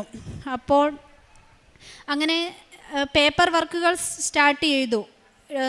ആധാർ മുതൽ ഡേറ്റ് ഓഫ് ബർത്ത് വരെ ഉള്ള എല്ലാ പേപ്പറുകളിലും ഇൻകറക്ഷനായിരുന്നു ഉണ്ടായിരുന്നത്. അവിടെയും സമയച്ചുരുക്കത്തിൻ്റെ അമ്മ അതെനിക്ക് ശരിയാക്കി വെറും 1 മാസം കൊണ്ട് എൻ്റെ പേപ്പർ വർക്കുകളെല്ലാം ശരിയാക്കി തന്നു. അതിനുശേഷം അടുത്തത് പോകാനുള്ള പണമായിരുന്നു. 16 ലക്ഷം രൂപ എവിടുന്ന് എങ്ങനെ കണ്ടെത്തും? ഞങ്ങളൊരു ചിട്ടിക്ക് ചേർന്നു. ചിട്ടി ഞങ്ങൾക്ക് ആദ്യമേ തന്നെ അമ്മയുടെ കൃപയാൽ വിളിക്കുവാൻ സാധിച്ചു. പക്ഷേ ചിട്ടി വിളിച്ചപ്പോഴും അവിടെയും പ്രതിസന്ധികൾ. ചിട്ടിക്ക് ഈട് നൽകേണ്ടതുണ്ടായിരുന്നു. ഞങ്ങളുടെ സ്ഥലമെല്ലാം ജപ്തിയിൽ കിടക്കുന്ന സ്ഥലമൊന്നും ഈട് കൊടുക്കാൻ പറ്റാതെ വിഷമിച്ചിരിക്കുന്നു. ഒരുപാട് ആൾക്കാരുകൾ ഞങ്ങളെ സഹായിക്കാനുണ്ടായിരുന്നു. പക്ഷേ കുടുംബക്കാരോ സുഹൃത്തുക്കളോ ഒന്നും ഞങ്ങളെ ആ സമയത്ത് സഹായിക്കുവാൻ മുന്നോട്ട് വന്നില്ല. പക്ഷേ എനിക്കിവിടെ അത് പറയാതിരിക്കാൻ മേല. ഞങ്ങളെ സഹായിച്ച ഒരു കുടുംബം, എൻ്റെ അച്ഛൻ പണിയെടുക്കുന്ന വീട്ടിലെ അവർ പരിശുദ്ധ അമ്മയുടെ തീരുമാനപ്രകാരമാണ് അവരിങ്ങോട്ട് പറഞ്ഞു, ഞങ്ങളുടെ ആധാരം നിങ്ങൾക്ക് തരാം, നിങ്ങളത് കൊണ്ടുവച്ച് വേണ്ടുന്ന വർക്കുകൾ, പേപ്പർ വർക്കുകളൊക്കെ ചെയ്തു കൊള്ളാൻ ഞങ്ങളോട് ഇങ്ങോട്ട് പറഞ്ഞു. അത് അമ്മ മാതാവാണ് അവരെ കൊണ്ട് പറയിപ്പിച്ചതെന്ന് ഞങ്ങൾക്ക് പൂർണ്ണമായും ബോധ്യമുണ്ട്.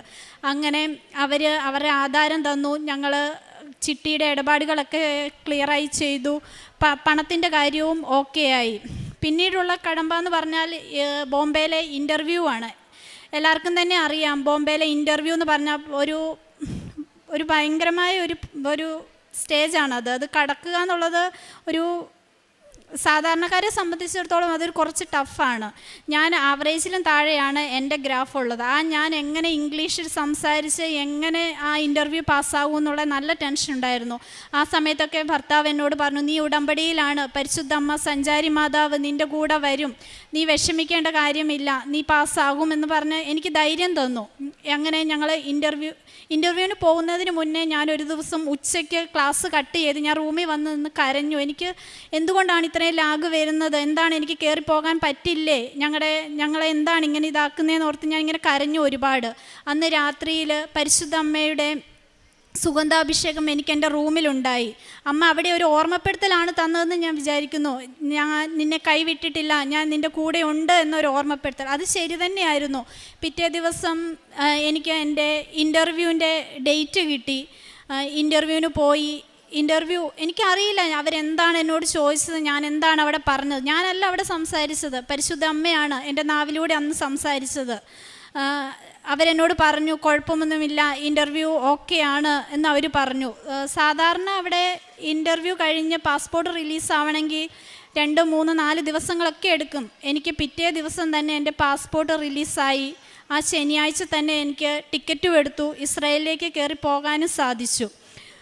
ഉടമ്പടി നേർച്ച വസ്തുക്കൾ ഉപയോഗിച്ചായിരുന്നു ഞാൻ ഇൻ്റർവ്യൂവിന് പോയത്. കാശ് രൂപം കയ്യിലുണ്ടായിരുന്നു, ഉപ്പ് പാൻറ്റിൻ്റെ കീശയിലുണ്ടായിരുന്നു, ഉടമ്പടി തൈലം ഞാൻ ഉപയോഗിച്ച് കുരിശ് വരച്ച്, അങ്ങനെ പരിശുദ്ധ അമ്മയുടെ എല്ലാ ഉടമ്പടി നേർച്ച വസ്തുക്കളുമായിട്ടാണ് അമ്മേനെ കൂട്ടുപിടിച്ചാണ് ഞാൻ പോയത്. അതുകൊണ്ട് മാത്രമാണ് എനിക്ക് ആ ഇൻ്റർവ്യൂ പാസ്സാകാൻ സാധിച്ചതെന്ന് ഞാൻ ഉറച്ചു വിശ്വസിക്കുന്നു. അങ്ങനെ ഒന്നുമില്ലായ്മയിൽ നിന്നും ഈ 40 ലക്ഷം രൂപ കടത്തിൽ നിന്നും പരിശുദ്ധമ്മ ഞങ്ങൾക്ക് സ്വപ്നം കാണാൻ പോലും സാധിക്കാത്ത അത്ര ഉയരത്തിൽ, അത്രയും നല്ലൊരു സാലറിയിൽ ഞങ്ങളെ എത്തിച്ച് ഞങ്ങളുടെ കടങ്ങളിൽ ഒരു 3/4 ഭാഗമോളം ഞങ്ങൾക്ക് തീർക്കാൻ സാധിച്ചു. പരിശുദ്ധ അമ്മയും തിരുകുമാരനും ഞങ്ങൾക്ക് വേണ്ടി ചെയ്തു തന്ന ഈ അനുഗ്രഹത്തിന് നന്ദി പറയുകയാണ്. ഇതാണ് എൻ്റെ ഒന്നാമത്തെ സാക്ഷ്യം. രണ്ടാമതായി, ഇസ്രായേലിൽ ചെന്നപ്പം മുതൽ എനിക്കൊരാഗ്രഹമാണ് ജെറുസലേമിൽ ജോലി ചെയ്യുക എന്നുള്ളത്. എല്ലാവർക്കും അറിയാലോ, ജെറുസലേമിലാവുമ്പം പള്ളി, കാൽവരി എല്ലാം അവിടെയാണുള്ളത്. അപ്പോൾ എനിക്കൊരാഗ്രഹം അവിടെ ഒന്ന് ജോലി ചെയ്യണം. അപ്പം ഞങ്ങൾ നിലവിലൊരു എംപ്ലോയറുടെ കീഴിലാണുള്ളത്. ആ എംപ്ലോയർ മരിച്ചാൽ മാത്രമേ എനിക്ക് അവിടുന്ന് ആ ഏരിയയിൽ നിന്ന് മാറിപ്പോകാൻ സാധിക്കുകയുള്ളൂ. അപ്പോൾ ഞാൻ ചെന്ന് ജോലി ചെയ്തുകൊണ്ടിരുന്ന അമ്മച്ചി പ്രായമായ ഒരു അമ്മച്ചിയായിരുന്നു. അപ്പം ഞാൻ എൻ്റെ ഏജൻറ്റിനെ വിളിച്ച് പറഞ്ഞു, എനിക്ക് ഈ അമ്മച്ചീനെ നോക്കാൻ സാധിക്കില്ല, ഇതിച്ചിരി വളരെ ബുദ്ധിമുട്ടായ ഒരു ജോലിയാണ്, എനിക്ക് ഇവിടുന്ന് മാറണം എന്നൊക്കെ ഞാൻ പറഞ്ഞു. അപ്പം ഏജൻറ്റ് എന്നോട് പറഞ്ഞു, നീ അവിടെ തന്നെ നിൽക്ക്, അത് നിനക്ക് സാധിക്കുമെന്ന് പറഞ്ഞു. ഞാൻ പിന്നെ എല്ലാം പരിശുദ്ധമ്മയുടെയും തിരുകുമാരൻ്റെയും കരങ്ങളിൽ സമർപ്പിച്ച് ഞാൻ ആ ജോലിയിൽ തുടർന്നു. എനിക്ക് അവിടെ നിന്ന് ജോലി മാറി ജെറുസലേമിലേക്ക് പോകുവാൻ സാധിക്കുകയും ചെയ്തു. അങ്ങനെ കാൽവരിയിൽ പോയി എല്ലാ ഞായറാഴ്ച പ്രാർത്ഥിക്കുവാനും അവിടെ പള്ളിയിൽ പോകാനും അങ്ങനെ ഉള്ള ഒരുപാട് അനുഗ്രഹങ്ങൾ ഇപ്പോൾ എനിക്ക് കിട്ടുന്നു. അതുമല്ല, വേറെ ഒരു എനിക്ക് വേണ്ടി അവിടെ ഒരു ജോലി ജെറുസലേമിൽ ഒരുങ്ങുകയായിരുന്നു. ഞാൻ പോലും അറിയാതെ പരിശുദ്ധമ്മ എനിക്ക് വേണ്ടി അവിടെ ഒരു ജോലി ഒരുക്കുകയായിരുന്നു, നല്ലൊരു ജോലി. ഞാൻ അവിടെ പോയി പള്ളിയിൽ പോയി പ്രാർത്ഥിച്ച് തിരികെ വന്ന് ഞാൻ പോയി കണ്ട ജോലിയിൽ തന്നെ എനിക്ക് കയറാൻ സാധിക്കുകയും ആ ജോലിയിൽ തന്നെ ഇപ്പം ഞാൻ തുടരുകയും ചെയ്യുകയാണ്. നല്ലൊരു ഫാമിലി. ആ ഫാമിലി എപ്പോഴും എന്നോട് പറയും, അവർക്കറിയാം ഞാൻ ഇതുപോലെ അമ്മേനെ പ്രാർത്ഥിക്കുന്നുണ്ടാകും. അവരെന്നോട് പറയും, നിൻ്റെ മരിയ ഭയങ്കര ശക്തിയുള്ള മരിയയാണ്, അതുകൊണ്ടാണ് നിന്നെ ഞങ്ങൾക്ക് തന്നേ, നല്ലൊരു ഭവനത്തിൽ നിനക്ക് വരാൻ സാധിച്ചത്. അങ്ങനെ ഒരുപാട് കാര്യങ്ങൾ അവർ അമ്മ മാതാവിനെ പറ്റി പറയുകയും ചെയ്യും. പിന്നെ എനിക്കൊരു രോഗസൗഖ്യം, എനിക്ക് അവിടെ ഇസ്രായേലായിരുന്ന സമയത്ത് വയറുവേദന വരികയുണ്ടായി. അവിടെ ട്രീറ്റ്മെൻറ്റ് എടുക്കണമെങ്കിൽ വളരെയധികം ബുദ്ധിമുട്ടാണ്. അപ്പോയിൻമെൻറ്റ് കിട്ടണമെങ്കിൽ ചിലപ്പോൾ മാസങ്ങളോളമൊക്കെ നിൽക്കേണ്ട അവസ്ഥകളുണ്ട്. അങ്ങനെ അപ്പോയിൻമെൻറ്റ് കിട്ടിയ സമയത്ത് ഡോക്ടറെ കണ്ടപ്പോൾ വയറുവേദന മൂലം കൂടുതൽ ട്രീറ്റ്മെൻറ്റ് എടുക്കുകയും എൻഡോസ്കോപ്പി ചെയ്യുകയും വേണമെന്ന് ഡോക്ടർ പറയുകയുണ്ടായി. പക്ഷേ എനിക്ക് അതൊക്കെ ഒരു വളരെയധികം പേടിയായിരുന്നു, എങ്ങനെയാകും ഇതിൻ്റെ കാര്യങ്ങൾ എന്നൊക്കെ ഓർത്തുകൊണ്ട്. അപ്പോൾ അവർ തന്ന മരുന്ന് ഒരു മാസത്തോളം ഞാൻ മരുന്ന് കഴിച്ചു. പിന്നീട് വയറുവേദന കുറയുന്നില്ല. അതിനുശേഷം ഒരു ദിവസം ഞാൻ ആ മരുന്നുകളെല്ലാം ഉപേക്ഷിച്ച് പരിശുദ്ധ അമ്മയുടെ ഉപ്പ് വെള്ളത്തിൽ കലക്കി കുടിക്കുകയും പിന്നീട് എനിക്ക് ആ വയറുവേദന പൂർണ്ണമായും മാറുകയും വേറെ ഒരു ട്രീറ്റ്മെൻറ്റുകൾ എടുക്കേണ്ടതായും വന്നിട്ടില്ല. അതും പരിശുദ്ധമ്മയും തിരുകുമാരനും എനിക്ക് നേടിത്തന്ന ഒരു രോഗസൗഖ്യമാണ്. പ്രേക്ഷിത പ്രവർത്തനമായി ഞാൻ ചെയ്യുന്നത് പേപ്പർ മേടിച്ച് അവിടെ അധികവും ഹിന്ദുക്കളുടെ ഇടയിലാണ് ഞാൻ കൊടുക്കാറ്. ഈശോനെ അറിയാത്തവരെ അറിയിക്കുക എന്ന ലക്ഷ്യത്തോടു കൂടി അധികവും ഹിന്ദുക്കളുടെ ഇടയിൽ കൊടുക്കും. പിന്നെ കാരുണ്യ പ്രവൃത്തിയായി ചെയ്യുന്നത്, ഞങ്ങളുടെ അടുത്തൊരു വൃദ്ധമന്ദിരമുണ്ട്, അവിടെ പോയി അവർക്ക് വേണ്ടുന്നത് ചെയ്തു കൊടുക്കുകയും ഫുഡിനുള്ള പൈസ കൊടുക്കുക, അങ്ങനെയുള്ള കാര്യങ്ങൾ ചെയ്യും. പിന്നെ എനിക്ക് കിട്ടുന്ന സാലറിയിൽ നിന്ന് ഒരു വിഹിതം ഞാൻ 2 ഭവനങ്ങളിലേക്ക് എല്ലാ മാസവും സാലറി കിട്ടുന്ന സമയത്ത് തന്നെ നൽകാറുണ്ട്. അങ്ങനെയൊക്കെ എൻ്റെ കാരുണ്യ പ്രവർത്തികൾ. പിന്നെ എല്ലാ ദിവസവും ജപമാല ചൊല്ലി പ്രാർത്ഥിക്കാറുണ്ട്. അത് കഴിഞ്ഞ് ജപമാല പുസ്തകം വാങ്ങി ജപമാല ചൊല്ലും. അച്ഛൻ്റെ ഡെയിലി ബ്രെഡ് കൂടാറുണ്ട്. ഉടമ്പടി ധ്യാനം ഒരാഴ്ച പോലും മുടക്കാതെ എല്ലാ ആഴ്ചകളിലും അതും കാണാറുണ്ട്. സാക്ഷ്യങ്ങൾ കാണാറുണ്ട്, സാക്ഷ്യങ്ങൾ ഷെയർ ചെയ്യാറുണ്ട്. ഉടമ്പടിയിൽ വന്നേ പിന്നെ ഞങ്ങളുടെ കുടുംബത്തിൽ വന്ന മാറ്റം, സമാധാനവും സന്തോഷവും ഒക്കെ നല്ല രീതിയിൽ ഞങ്ങൾക്ക് മുന്നോട്ട് പോകാൻ സാധിക്കുന്നു. ഇതിൽ തന്നെ മുന്നോട്ട് പോകാനാണ് ഞങ്ങൾ ആഗ്രഹിക്കുന്നത്. ഒരു ഹിന്ദുവായ ഞങ്ങളെ ഇന്ന് ഈ അൾത്താരയിൽ ഇത്രയും സന്തോഷത്തോടു കൂടി നിർത്താൻ പരിശുദ്ധ അമ്മയ്ക്കും തിരുകുമാരനും സാധിച്ചെങ്കിൽ ഇനി മുന്നോട്ടും ഞങ്ങൾ ഈ ഉടമ്പടി മനസ്സോടുകൂടി തന്നെ, ഉടമ്പടി ജീവിത രീതിയിൽ തന്നെ തുടരുമെന്ന് ഈ അൾത്താരയിൽ നിന്ന് ഞാൻ പ്രഖ്യാപിക്കുകയാണ്. കണ്ണീരോടെയാണ് അവർ വരുന്നത്, എന്നാൽ ഞാൻ അവരെ ആശ്വസിപ്പിച്ച് നയിക്കും. നാം ഓരോരുത്തരും കണ്ണീരോടെ ആവാം ഇവിടെ ഇരിക്കുന്നത്, പക്ഷെങ്കിൽ നമ്മെ ആശ്വസിപ്പിച്ച് നയിക്കുന്ന ഒരു ദൈവമാണ് നമ്മുടെ കൂടെയുള്ളത്. ഞാൻ അവരെ നീരൊഴുക്കുകളിലേക്ക് നയിക്കും. അവരുടെ വഴി സുഗമമായിരിക്കും, അവർക്ക് കാലിടറുകയില്ല. ഒരുപക്ഷെ നമുക്കും കാലിടറുന്ന നിമിഷങ്ങളിലാവാം പരിശുദ്ധ അമ്മയുടെ സന്നിധിയിലായിരിക്കുന്നത്. പക്ഷെങ്കിൽ നമ്മെ നീരൊഴുക്കിലേക്ക് നയിക്കുന്നവർ ദൈവമാണ് നമ്മുടെ കൂടെയുള്ളത്.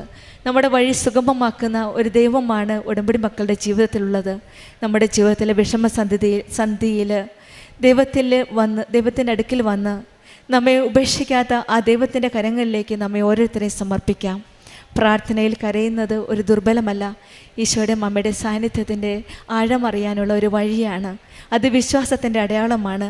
നമ്മെ നേരായ വഴിയിലൂടെ നടക്കാനും ഒരിക്കലും ഇടറാതിരിക്കാനും അനുഗ്രഹിക്കുന്ന ആ ഈശോയുടെ കരങ്ങളിലേക്ക് നമ്മുടെ ജീവിതത്തെ സമർപ്പിക്കാം. നമ്മുടെ ഓരോ കാര്യങ്ങളിലും ഇടപെടുന്ന ആ സംരക്ഷണം നൽകുന്ന ആ അമ്മയുടെ കരങ്ങളിലേക്ക് നമ്മുടെ ജീവിതം സമർപ്പിച്ച് ഉടമ്പടി ജീവിതം കൂടുതൽ തീഷ്ണതയോടെ, കൂടുതൽ ആത്മാർത്ഥതയോടെ, വിശ്വസ്തയോടെ മുന്നോട്ട് നയിക്കുവാൻ അനുഗ്രഹിക്കട്ടെ എന്ന് പ്രാർത്ഥിക്കാം. സുജിഷ വിനീഷിനും കുടുംബത്തിനും ലഭിച്ച ഈ വലിയ അനുഗ്രഹങ്ങൾക്ക് കൃപാസന അമ്മയുടെ പ്രത്യക്ഷീകരണത്തിൻ്റെ സാക്ഷിയായി എൻ്റെ കുടുംബത്തിന് തന്ന വലിയൊരു അനുഗ്രഹത്തിന് ഈശോനും മാധവനോടും കോടാനുകോടി നന്ദി സ്തുതി അർപ്പിക്കുന്നു. എൻ്റെ പേര് സുനീത, ഇതെൻ്റെ മകൻ ജയസൂര്യ. ഞങ്ങൾ വരുന്നത് തൃശ്ശൂർ ജില്ലയിൽ നിന്നാണ്. ഞാൻ ആദ്യമായി ഉടമ്പടി എടുത്തത് 3/4/2024 ഞാൻ കൃപാസനത്തെ പറ്റി ആദ്യമായി അറിയുന്നത് യൂട്യൂബ് വഴിയാണ്. എൻ്റെ മകനെ വിദേശത്തേക്ക് പോകുന്നതിന് വേണ്ടി ഒരു നിയോഗം വെച്ച് ഞാൻ പ്രാർത്ഥിച്ചിരുന്നു. അത് ഉടമ്പടി എടുത്ത് 13 ദിവസത്തിന് ശേഷം എൻ്റെ മകന് കുവൈറ്റിലേക്ക് പോകാനുള്ള ഒരു വിസ ശരിയായി. പക്ഷേ ഒരു വ്യക്തി കാരണം ഞങ്ങൾക്ക് ആ വിസയ്ക്കുള്ള ക്യാഷ് ആ വ്യക്തി ഞങ്ങളെ ചതിച്ചു. അന്ന് ഞങ്ങൾക്ക് പോകാൻ പറ്റിയില്ല. ആ വിസ അന്ന് അതുകൊണ്ട് ക്യാൻസലായി പോയി. എൻ്റെ മകന് ഉടമ്പടിയിൽ വിശ്വാസമൊന്നുമില്ലായിരുന്നു. പക്ഷേ ഞാൻ അവനെ നിർബന്ധിച്ച് ഉടമ്പടി എടുപ്പിച്ചു. അതിനുശേഷം അങ്ങനെ അവൻ ആ ഉടമ്പടി എടുത്തതിന് ശേഷം എറണാകുളത്തേക്ക് ഒരു ഇൻ്റർവ്യൂവിന് വേണ്ടി, റിഗിലേക്കുള്ള ഇൻ്റർവ്യൂവിന് വേണ്ടി അവൻ പോയി. അതിൽ 300 പേരാണ് ഇൻ്റർവ്യൂവിൽ വന്നിട്ടുണ്ടായിരുന്നത്. ആ 300 പേരിൽ നിന്ന് 10 പേരിൽ ഒരാളായിട്ട് എൻ്റെ മകനെ അവർ സെലക്ഷനായിട്ട് എടുത്തു. അതിന് ഈശോനും മാതാവിനും വലിയൊരു നന്ദി പറയുന്നു. ആ കാശുരൂപം വെച്ച് വിശ്വാസ പ്രമാണം ചൊല്ലി ആ ഇൻ്റർവ്യൂവിൻ്റെ നടക്കുന്ന സ്ഥലത്ത് ഉപ്പ് എല്ലാം ഇട്ടതിന് ശേഷമാണ് ആ ഇൻ്റർവ്യൂവിലേക്ക് അവൻ പോയത്. അതിന് ഈശോവിനും തന്ന വലിയ അനുഗ്രഹത്തിന് ഒരുപാട് നന്ദി പറയുന്നു. അതിനുശേഷം അബുദാബി എന്ന് പറയുന്ന സ്ഥലത്തേക്ക് ജനുവരി 1/1/2026 ഈ കുവൈറ്റിലേക്ക് വന്ന വിസയെക്കാട്ടിലും അതിനേക്കാട്ടിലും നല്ലൊരു വിസ നൽകി അമ്മ ഈശോ ഞങ്ങളെ അനുഗ്രഹിച്ചു. 3 മാസത്തെ ജോലി, 1 മാസത്തെ ലീവിന് വേണ്ടിയിട്ടാണ് വീട്ടിലേക്ക് വന്നത്. അത് ശമ്പളത്തോടു കൂടിയുള്ള ലീവാണ് അവിടുന്ന് തന്ന അനുഗ്രഹിച്ചത്. അതിന് ഈശോനോട് മാതാവിനോട് കോടാനുകോടി നന്ദി സ്തുതി അർപ്പിക്കുന്നു.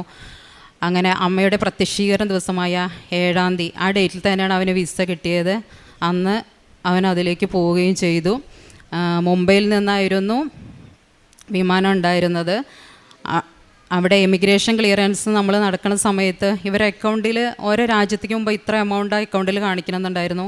ആ സമയത്താണ് അവർ ഞങ്ങളോട് പറഞ്ഞത്. ഇപ്പം ഞാൻ ഇവനോട് പറഞ്ഞു, നീ പേടിക്കൊന്നും വേണ്ട, നിൻ്റെ ഒരു കാര്യവും അവിടെ ഒന്നും നോക്കില്ല. ഇവനും ഇവൻ്റെ കൂടെ പോയ ഒരാളുടെ ഒന്നുപോലും അവിടെ നോക്കാതെ ആ എമിഗ്രേഷൻ ക്ലിയറൻസ് നല്ല രീതിയിൽ കഴിഞ്ഞു. മാതാവ് അങ്ങോട്ട് പോയി. അതിന് 9 മണിക്ക് ശേഷമായിരുന്നു വിമാനം ഉണ്ടായിരുന്നത്. അങ്ങനെ നമ്മുടെ സായാഹ്ന പ്രാർത്ഥന നടക്കുന്ന സമയം ഞാൻ 6:30 മുതൽ 9 മണി വരെ, 9 മണിക്കായിരുന്നു ഇവന് പ്ലെയിൻ ടിക്കറ്റിൻ്റെ സമയം ഉണ്ടായിരുന്നത്. അപ്പം ഞാൻ 9 മണി വരെ ആ പച്ചത്തിരി വെച്ച് കത്തിച്ചു. ഞാൻ പറഞ്ഞു, ഈശോയോടും മാതാവിനോടും പറഞ്ഞു, ഞങ്ങൾക്ക് ഇവൻ്റെ കൂടെ പോകാൻ പറ്റില്ല. ഈശോയും മാതാവും കൂടെ ചെന്ന് ഇവനെല്ലാം അവിടെ ചെന്നിട്ട് സമയച്ചുരുക്കത്തിൻ്റെ അമ്മ അവിടെ എല്ലാം ചെന്ന് ക്രമീകരിക്കണം എന്ന് പറഞ്ഞു. അതുപോലെ ഈശോയും മാതാവിൻ്റെ കൂടെ പോയി. ഇവൻ എയർപോർട്ടിൽ എത്തിയ സമയത്ത് എൻ്റെ പച്ചത്തിരിയിൽ പച്ച ലൈറ്റ് പോലെ വലിയൊരു പ്രകാശം വീട്ടിൽ പരന്നു. അത് കഴിഞ്ഞ് ഇവൻ വിമാനത്തിൽ കയറിയപ്പോൾ ചുമന്നൊരു സിഗ്നൽ കാണിച്ച് അതിൽ 9 എന്ന അക്കം കൂടി കാണിച്ച് മാതാവ് എനിക്ക് വലിയൊരു അനുഗ്രഹം തന്ന് എൻ്റെ മകൻ്റെ സമയത്തിൻ്റെ എല്ലാ സമയ ചുരുക്കത്തിൻ്റെ അമ്മ വെച്ചു. Not by merit but by grace. 3 ദിവസം കൊണ്ടാണ് മാതാവ് ഈ വിസ തന്ന് ഞങ്ങളെ കുടുംബത്തെ അനുഗ്രഹിച്ചത്. അതിൻ്റെ അവൻ ആദ്യം കിട്ടിയ ശമ്പളത്തിൽ നിന്ന് ഒരു വിഹിതം ഞാനിന്നിവിടെ ദശാംശമായിട്ടെന്ന ഓഫീസിൽ ഏൽപ്പിച്ചു. എൻ്റെ കുടുംബത്തിനും അമ്മ ഈശോയും തന്ന വലിയ അനുഗ്രഹങ്ങൾക്ക് ഒരുപാട് കൂടി നന്ദി പറയുന്നു. പ്രേക്ഷിത പ്രവർത്തനമായിട്ട് ഞാൻ ചെയ്യുന്നത് കൃപാസനം പത്രം ആശുപത്രികളിലെല്ലാം കയറി ഞാൻ കൊടുക്കും. കാരുണ്യ പ്രവൃത്തിയായിട്ട് ചെയ്യണത് വൃദ്ധസാധനത്തിൽ ഒരു ചാക്കരി കൊടുക്കും. പൊതിച്ചോറ് നമ്മൾ കൊടുക്കാറുണ്ട്. എൻ്റെ മുമ്പിൽ കൈനീട്ടുന്ന ഒരു പൈസയ്ക്ക് വേണ്ടി നോക്കുന്ന ഒരാളെ ഞാൻ ഉപേക്ഷിക്കാറില്ല. അവർക്കെല്ലാവർക്കും പൈസ കൊടുത്ത് അനുഗ്രഹിക്കാറുണ്ട്. പിന്നെ ആത്മീയമായിട്ട് വളരെ വെച്ചിട്ടുണ്ടെങ്കിൽ മറ്റുള്ളവരോട് ക്ഷമിക്കാനുള്ള ഒരു അനുഗ്രഹം കൃപ എനിക്ക് എൻ്റെ കുടുംബത്തിനും കിട്ടി. പിന്നെ ഈശോയിലേക്കും മാതാവിലേക്കും കൂടുതൽ എനിക്കുള്ള ഒരു അനുഗ്രഹം കൃപയും കിട്ടി. ബൈബിൾ ഞാൻ 1/2 മണിക്കൂർ കൂടുതൽ വായിക്കാറുണ്ട്. അച്ഛൻ്റെ ഡെയിലി ബ്രെഡ് സ്ഥിരമായി കാണാറുണ്ട്, ഷെയർ ചെയ്യാറുണ്ട്. ചൊവ്വാഴ്ചത്തെ ഉടമ്പടി പ്രാർത്ഥന അത് മുഴുവനായിട്ട് കാണാൻ അന്നപ്പോൾ എല്ലാ ദിവസവും ആ സമയത്ത് തന്നെ കാണാറുണ്ട്. അതെല്ലാവർക്കും ഷെയർ ചെയ്യാറുണ്ട്. ഇത്രയും അനുഗ്രഹങ്ങൾ തന്ന എൻ്റെ ഈശോനും മാതാവിനും കോടാനുകോടി നന്ദി സ്തുതിയും അർപ്പിക്കുന്നു. ഇനിയും ഈ ഉടമ്പടി ജീവിതത്തിൽ മരണം വരെ കൊണ്ടുപോകാനാണ് എൻ്റെ കുടുംബത്തിൻ്റെ ആഗ്രഹം. എൻ്റെ പേര് ജയസൂര്യ. അപ്പോൾ പറയാനുള്ളത്, നമ്മൾ ഡീപ്പായിട്ട് വിശ്വസിച്ച് കഴിഞ്ഞാൽ എന്തായാലും മാതാവ് അനുഗ്രഹം തരും. നമ്മൾ നന്നായി വിശ്വസിച്ചാൽ മതി. ഇത് ഒരിക്കലും പ്രതീക്ഷയല്ല കിട്ടുന്നൊന്നും. കാരണം കുറച്ച് പേര് ചതിച്ചുകൊണ്ട് തന്നെ എനിക്ക് ഫസ്റ്റ് ടൈം പോകാൻ പറ്റിയില്ല. കുറച്ച് വിഷമമൊക്കെ ഉണ്ടായി. പിന്നീട് ഞാൻ പോകുമ്പോൾ 2ാമത് പ്രാവശ്യം പോകുമ്പോൾ അമ്മയോട് പറയാണ്ടാണ് പോയത്. കാരണം എനിക്കിതൊരു ടെസ്റ്റ് തന്നെയായിരുന്നു, ഇതിപ്പോൾ ശരിക്കും ഉള്ളതാണോ ഇല്ല എന്നൊക്കെ. പക്ഷേ മാതാവ് എന്നെ അവിടെ തോൽപ്പിച്ചു. എനിക്ക് നല്ലൊരു രീതിയിൽ തന്നെ ജോലി തന്ന് എന്നെ നല്ല സ്ഥലത്തേക്ക് പറഞ്ഞയക്കാൻ മാതാവ് ഇടയാക്കി. ഇത്രയും മാതാവിന് നന്ദി പറയുന്നു. നമ്മെ സ്നേഹിച്ചവൻ മുഖാന്തരം ഇവയിലെല്ലാം നാം പൂർണ്ണ വിജയം വരിക്കുന്നു. റോമാക്കാർക്ക് എഴുതിയ ലേഖനം 8-ാം അധ്യായം 37-ാം വചനമാണ്. വചനം പറയുന്നത്, ജീവിതത്തിൽ എത്ര ബുദ്ധിമുട്ടുകളും പരീക്ഷണങ്ങളും വന്നാലും ദൈവത്തിൻ്റെ സ്നേഹത്തിൽ നിലനിൽക്കുമ്പോൾ പരാജിതരല്ല, മറിച്ച് പൂർണ്ണ വിജയം വരിക്കുന്നവരായാണ് നാം മാറുന്നത്.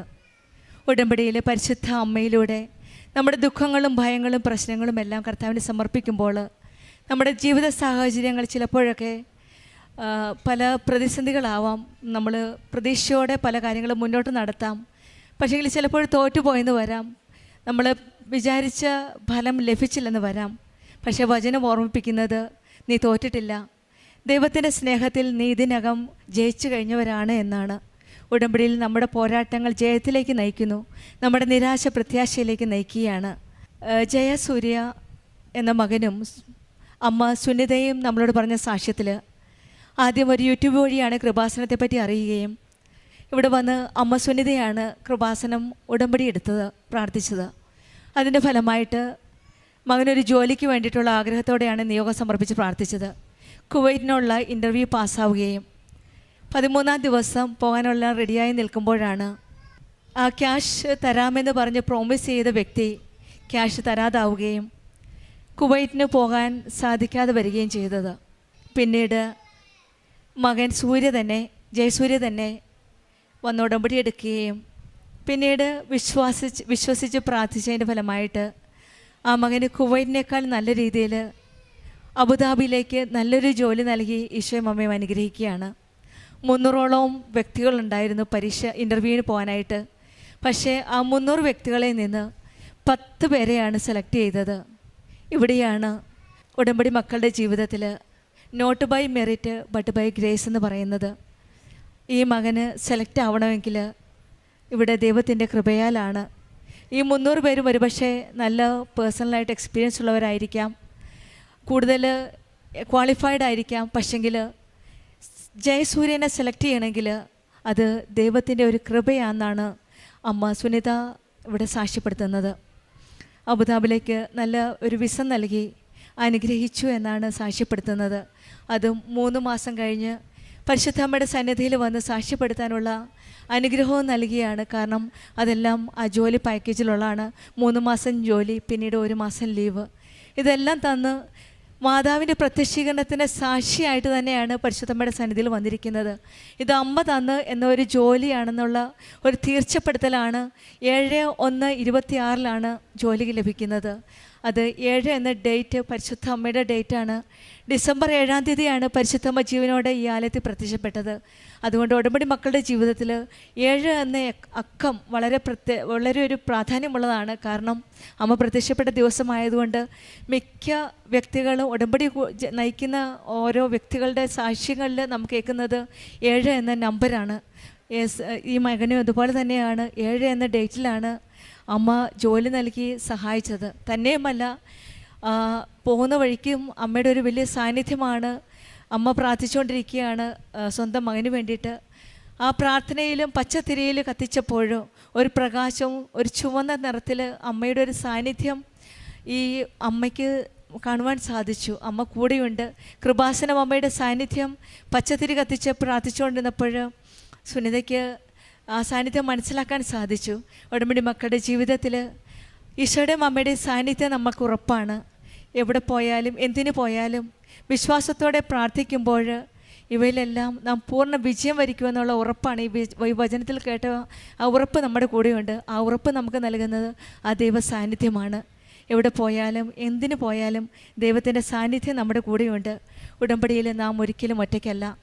ദൈവം എപ്പോഴും നമ്മുടെ കൂടെയുണ്ട്. അതിനാൽ ഞാൻ ജയിക്കും, ഞാൻ പരാജിതനായാലും വിജയം എനിക്ക് ഉറപ്പുണ്ട് എന്നൊരു വിശ്വാസമാണ്. ഈ മകന് കുവൈറ്റിൽ ആദ്യം പോകാനാവാതിരുന്നപ്പോൾ അതിലും നല്ല ഒരു ജോലി നൽകിയാണ്. ഒരിക്കലും പ്രതീക്ഷിക്കാത്ത, അപ്രതീക്ഷിതമായിട്ട് അതിലും നല്ല, ഏറ്റവും കൂടുതൽ ഒരിക്കലും പ്രതീക്ഷിക്കാത്ത രീതിയിലാണ് ജോലി നൽകിയത്. അതായത് തോറ്റാലും നമ്മൾ ജയിക്കുമെന്നുള്ള ഉറപ്പാണ്. ഉടമ്പടിയിൽ ദൈവം എന്നോടൊപ്പമുണ്ട്, അതിനാൽ നാം ജയിക്കും, തോറ്റാലും ഞാൻ ജയിക്കുമെന്ന ഉറപ്പാണ്. ഉടമ്പടി ജീവിതത്തിൽ ദൈവത്തിൻ്റെ സ്നേഹമുള്ളിടത്ത് തോൽവിയില്ല. കഷ്ടതകൾ നമ്മെ ഒരിക്കലും കീഴടക്കില്ല. ഉള്ളിൽ സമാധാനവും കൃപാസനവും അമ്മയോടുകൂടെ നമ്മുടെ ഉടമ്പടി ജീവിതം കൂടുതൽ തീക്ഷ്ണതയോടെ, കൂടുതൽ ആത്മാർത്ഥതയോടെ, വിശ്വസ്തയോടെ നയിക്കുവാൻ ഈശോയും അമ്മയും നമ്മെ അനുഗ്രഹിക്കട്ടെ എന്ന് നമുക്ക് പ്രാർത്ഥിക്കാം.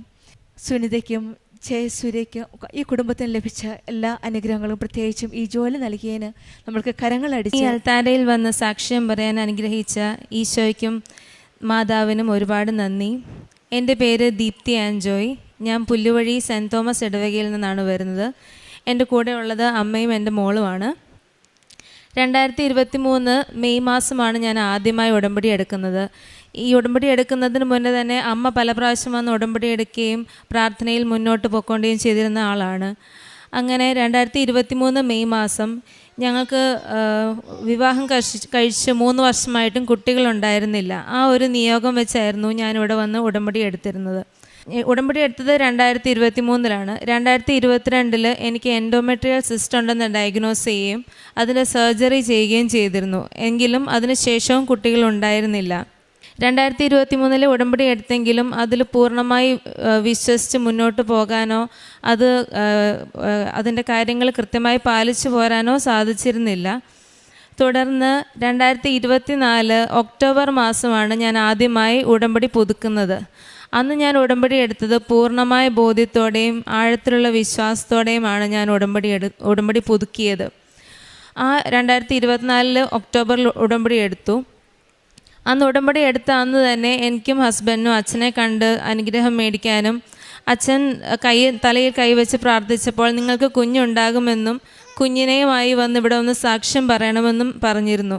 അത് കേട്ടപ്പോൾ തന്നെ മനസ്സിന് വല്ലാത്തൊരു സമാധാനം ഉണ്ടായത്. മാതാവ് ഞങ്ങളെ ഈശോ വഴി തീർച്ചയായും അനുഗ്രഹിക്കുമെന്ന് ഞങ്ങൾക്ക് ഉറപ്പായിരുന്നു. അതുപോലെ തന്നെ വയറ്റിൽ തൈലം പൂശി പ്രാർത്ഥിക്കാനായിട്ട് തൈലം തരികയും പില്ലോയുടെ താഴെ വെച്ച് പ്രാർത്ഥിക്കാനായിട്ട് ഒരു കാശുരൂപം തരുകയും ചെയ്തിരുന്നു. വീട്ടിൽ ചെന്ന് ഞങ്ങൾ എല്ലാ ദിവസവും ഞാനും ഹസ്ബൻഡും എൻ്റെ വയറ്റിൽ കൈവച്ച് തൈലം പുരട്ടി പ്രാർത്ഥിക്കുകയുണ്ടായി.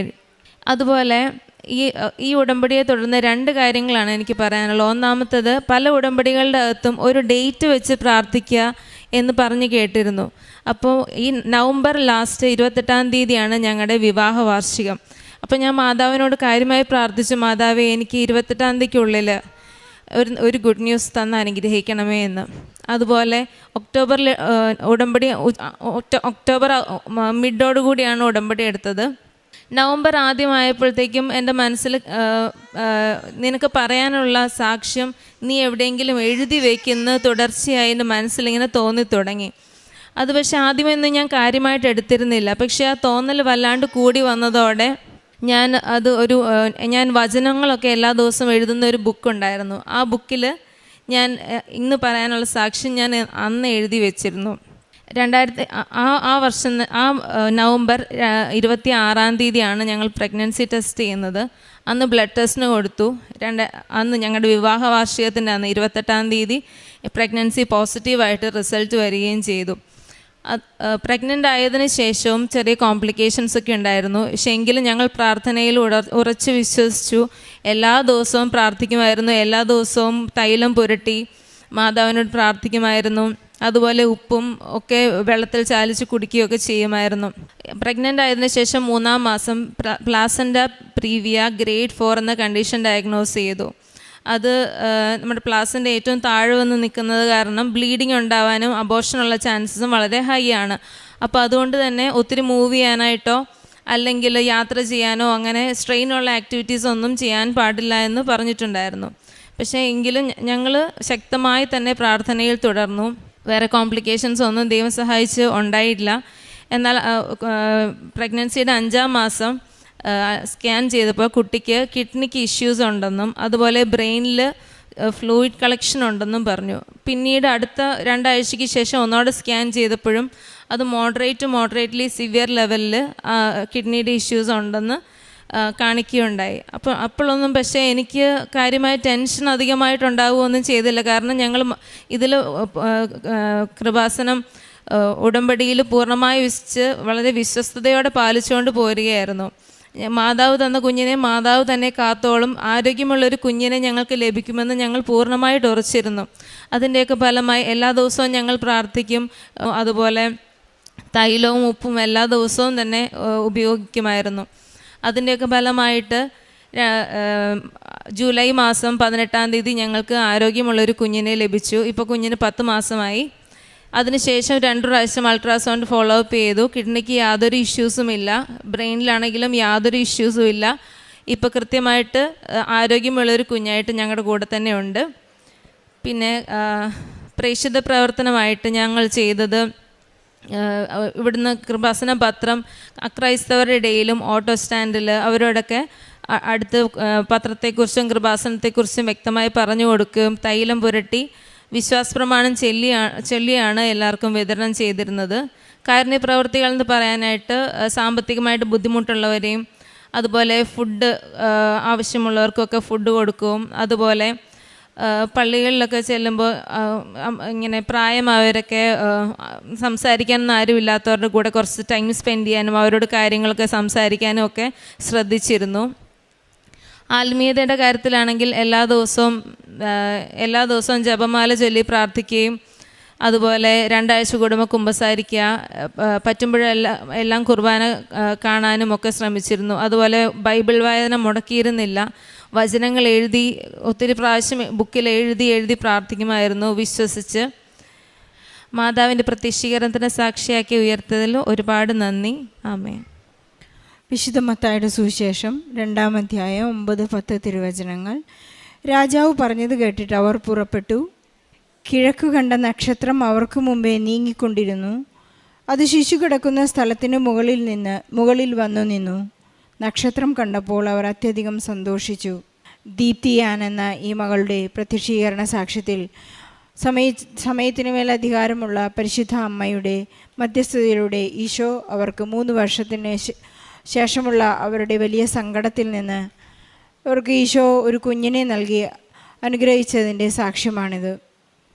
എൻഡോമെട്രിക് സിസ്റ്റ്, കിഡ്നിയിലുള്ള കുഞ്ഞിൻ്റെ അസ്വസ്ഥതകൾ, പ്രഗ്നൻസി, പ്ലാസൻ്റ ഇഷ്യൂസ് ഇതെല്ലാം ഉണ്ടായിട്ടും ആദ്യത്തെ തവണ പുതുക്കി കഴിഞ്ഞതിന് ശേഷമാണ് ഈ മകൾക്ക് പൂർണ്ണ ബോധ്യത്തോടെയും ഈശോയെ സ്നേഹിക്കണമെന്നും പരിശുദ്ധ അമ്മയുടെ മധ്യസ്ഥതയിൽ എനിക്ക് ചെയ്തു തീർക്കേണ്ട എല്ലാ കടമ്പകളും ചെയ്യണം, കൃത്യമായി ദിവ്യബലിയിൽ പങ്കെടുക്കണം, കുമ്പസാരിക്കണം, അനുതാപത്തോടുകൂടി മറ്റുള്ളവർക്കും വേണ്ടി മധ്യസ്ഥ പ്രാർത്ഥന ചെയ്ത് പ്രാർത്ഥിക്കണം എന്നൊക്കെയുള്ള ഒരു വലിയ ബോധ്യത്തിലേക്കും അവബോധത്തിലേക്കും ദീപ്തി ചെയ്യാൻ കടന്നു വന്നത്.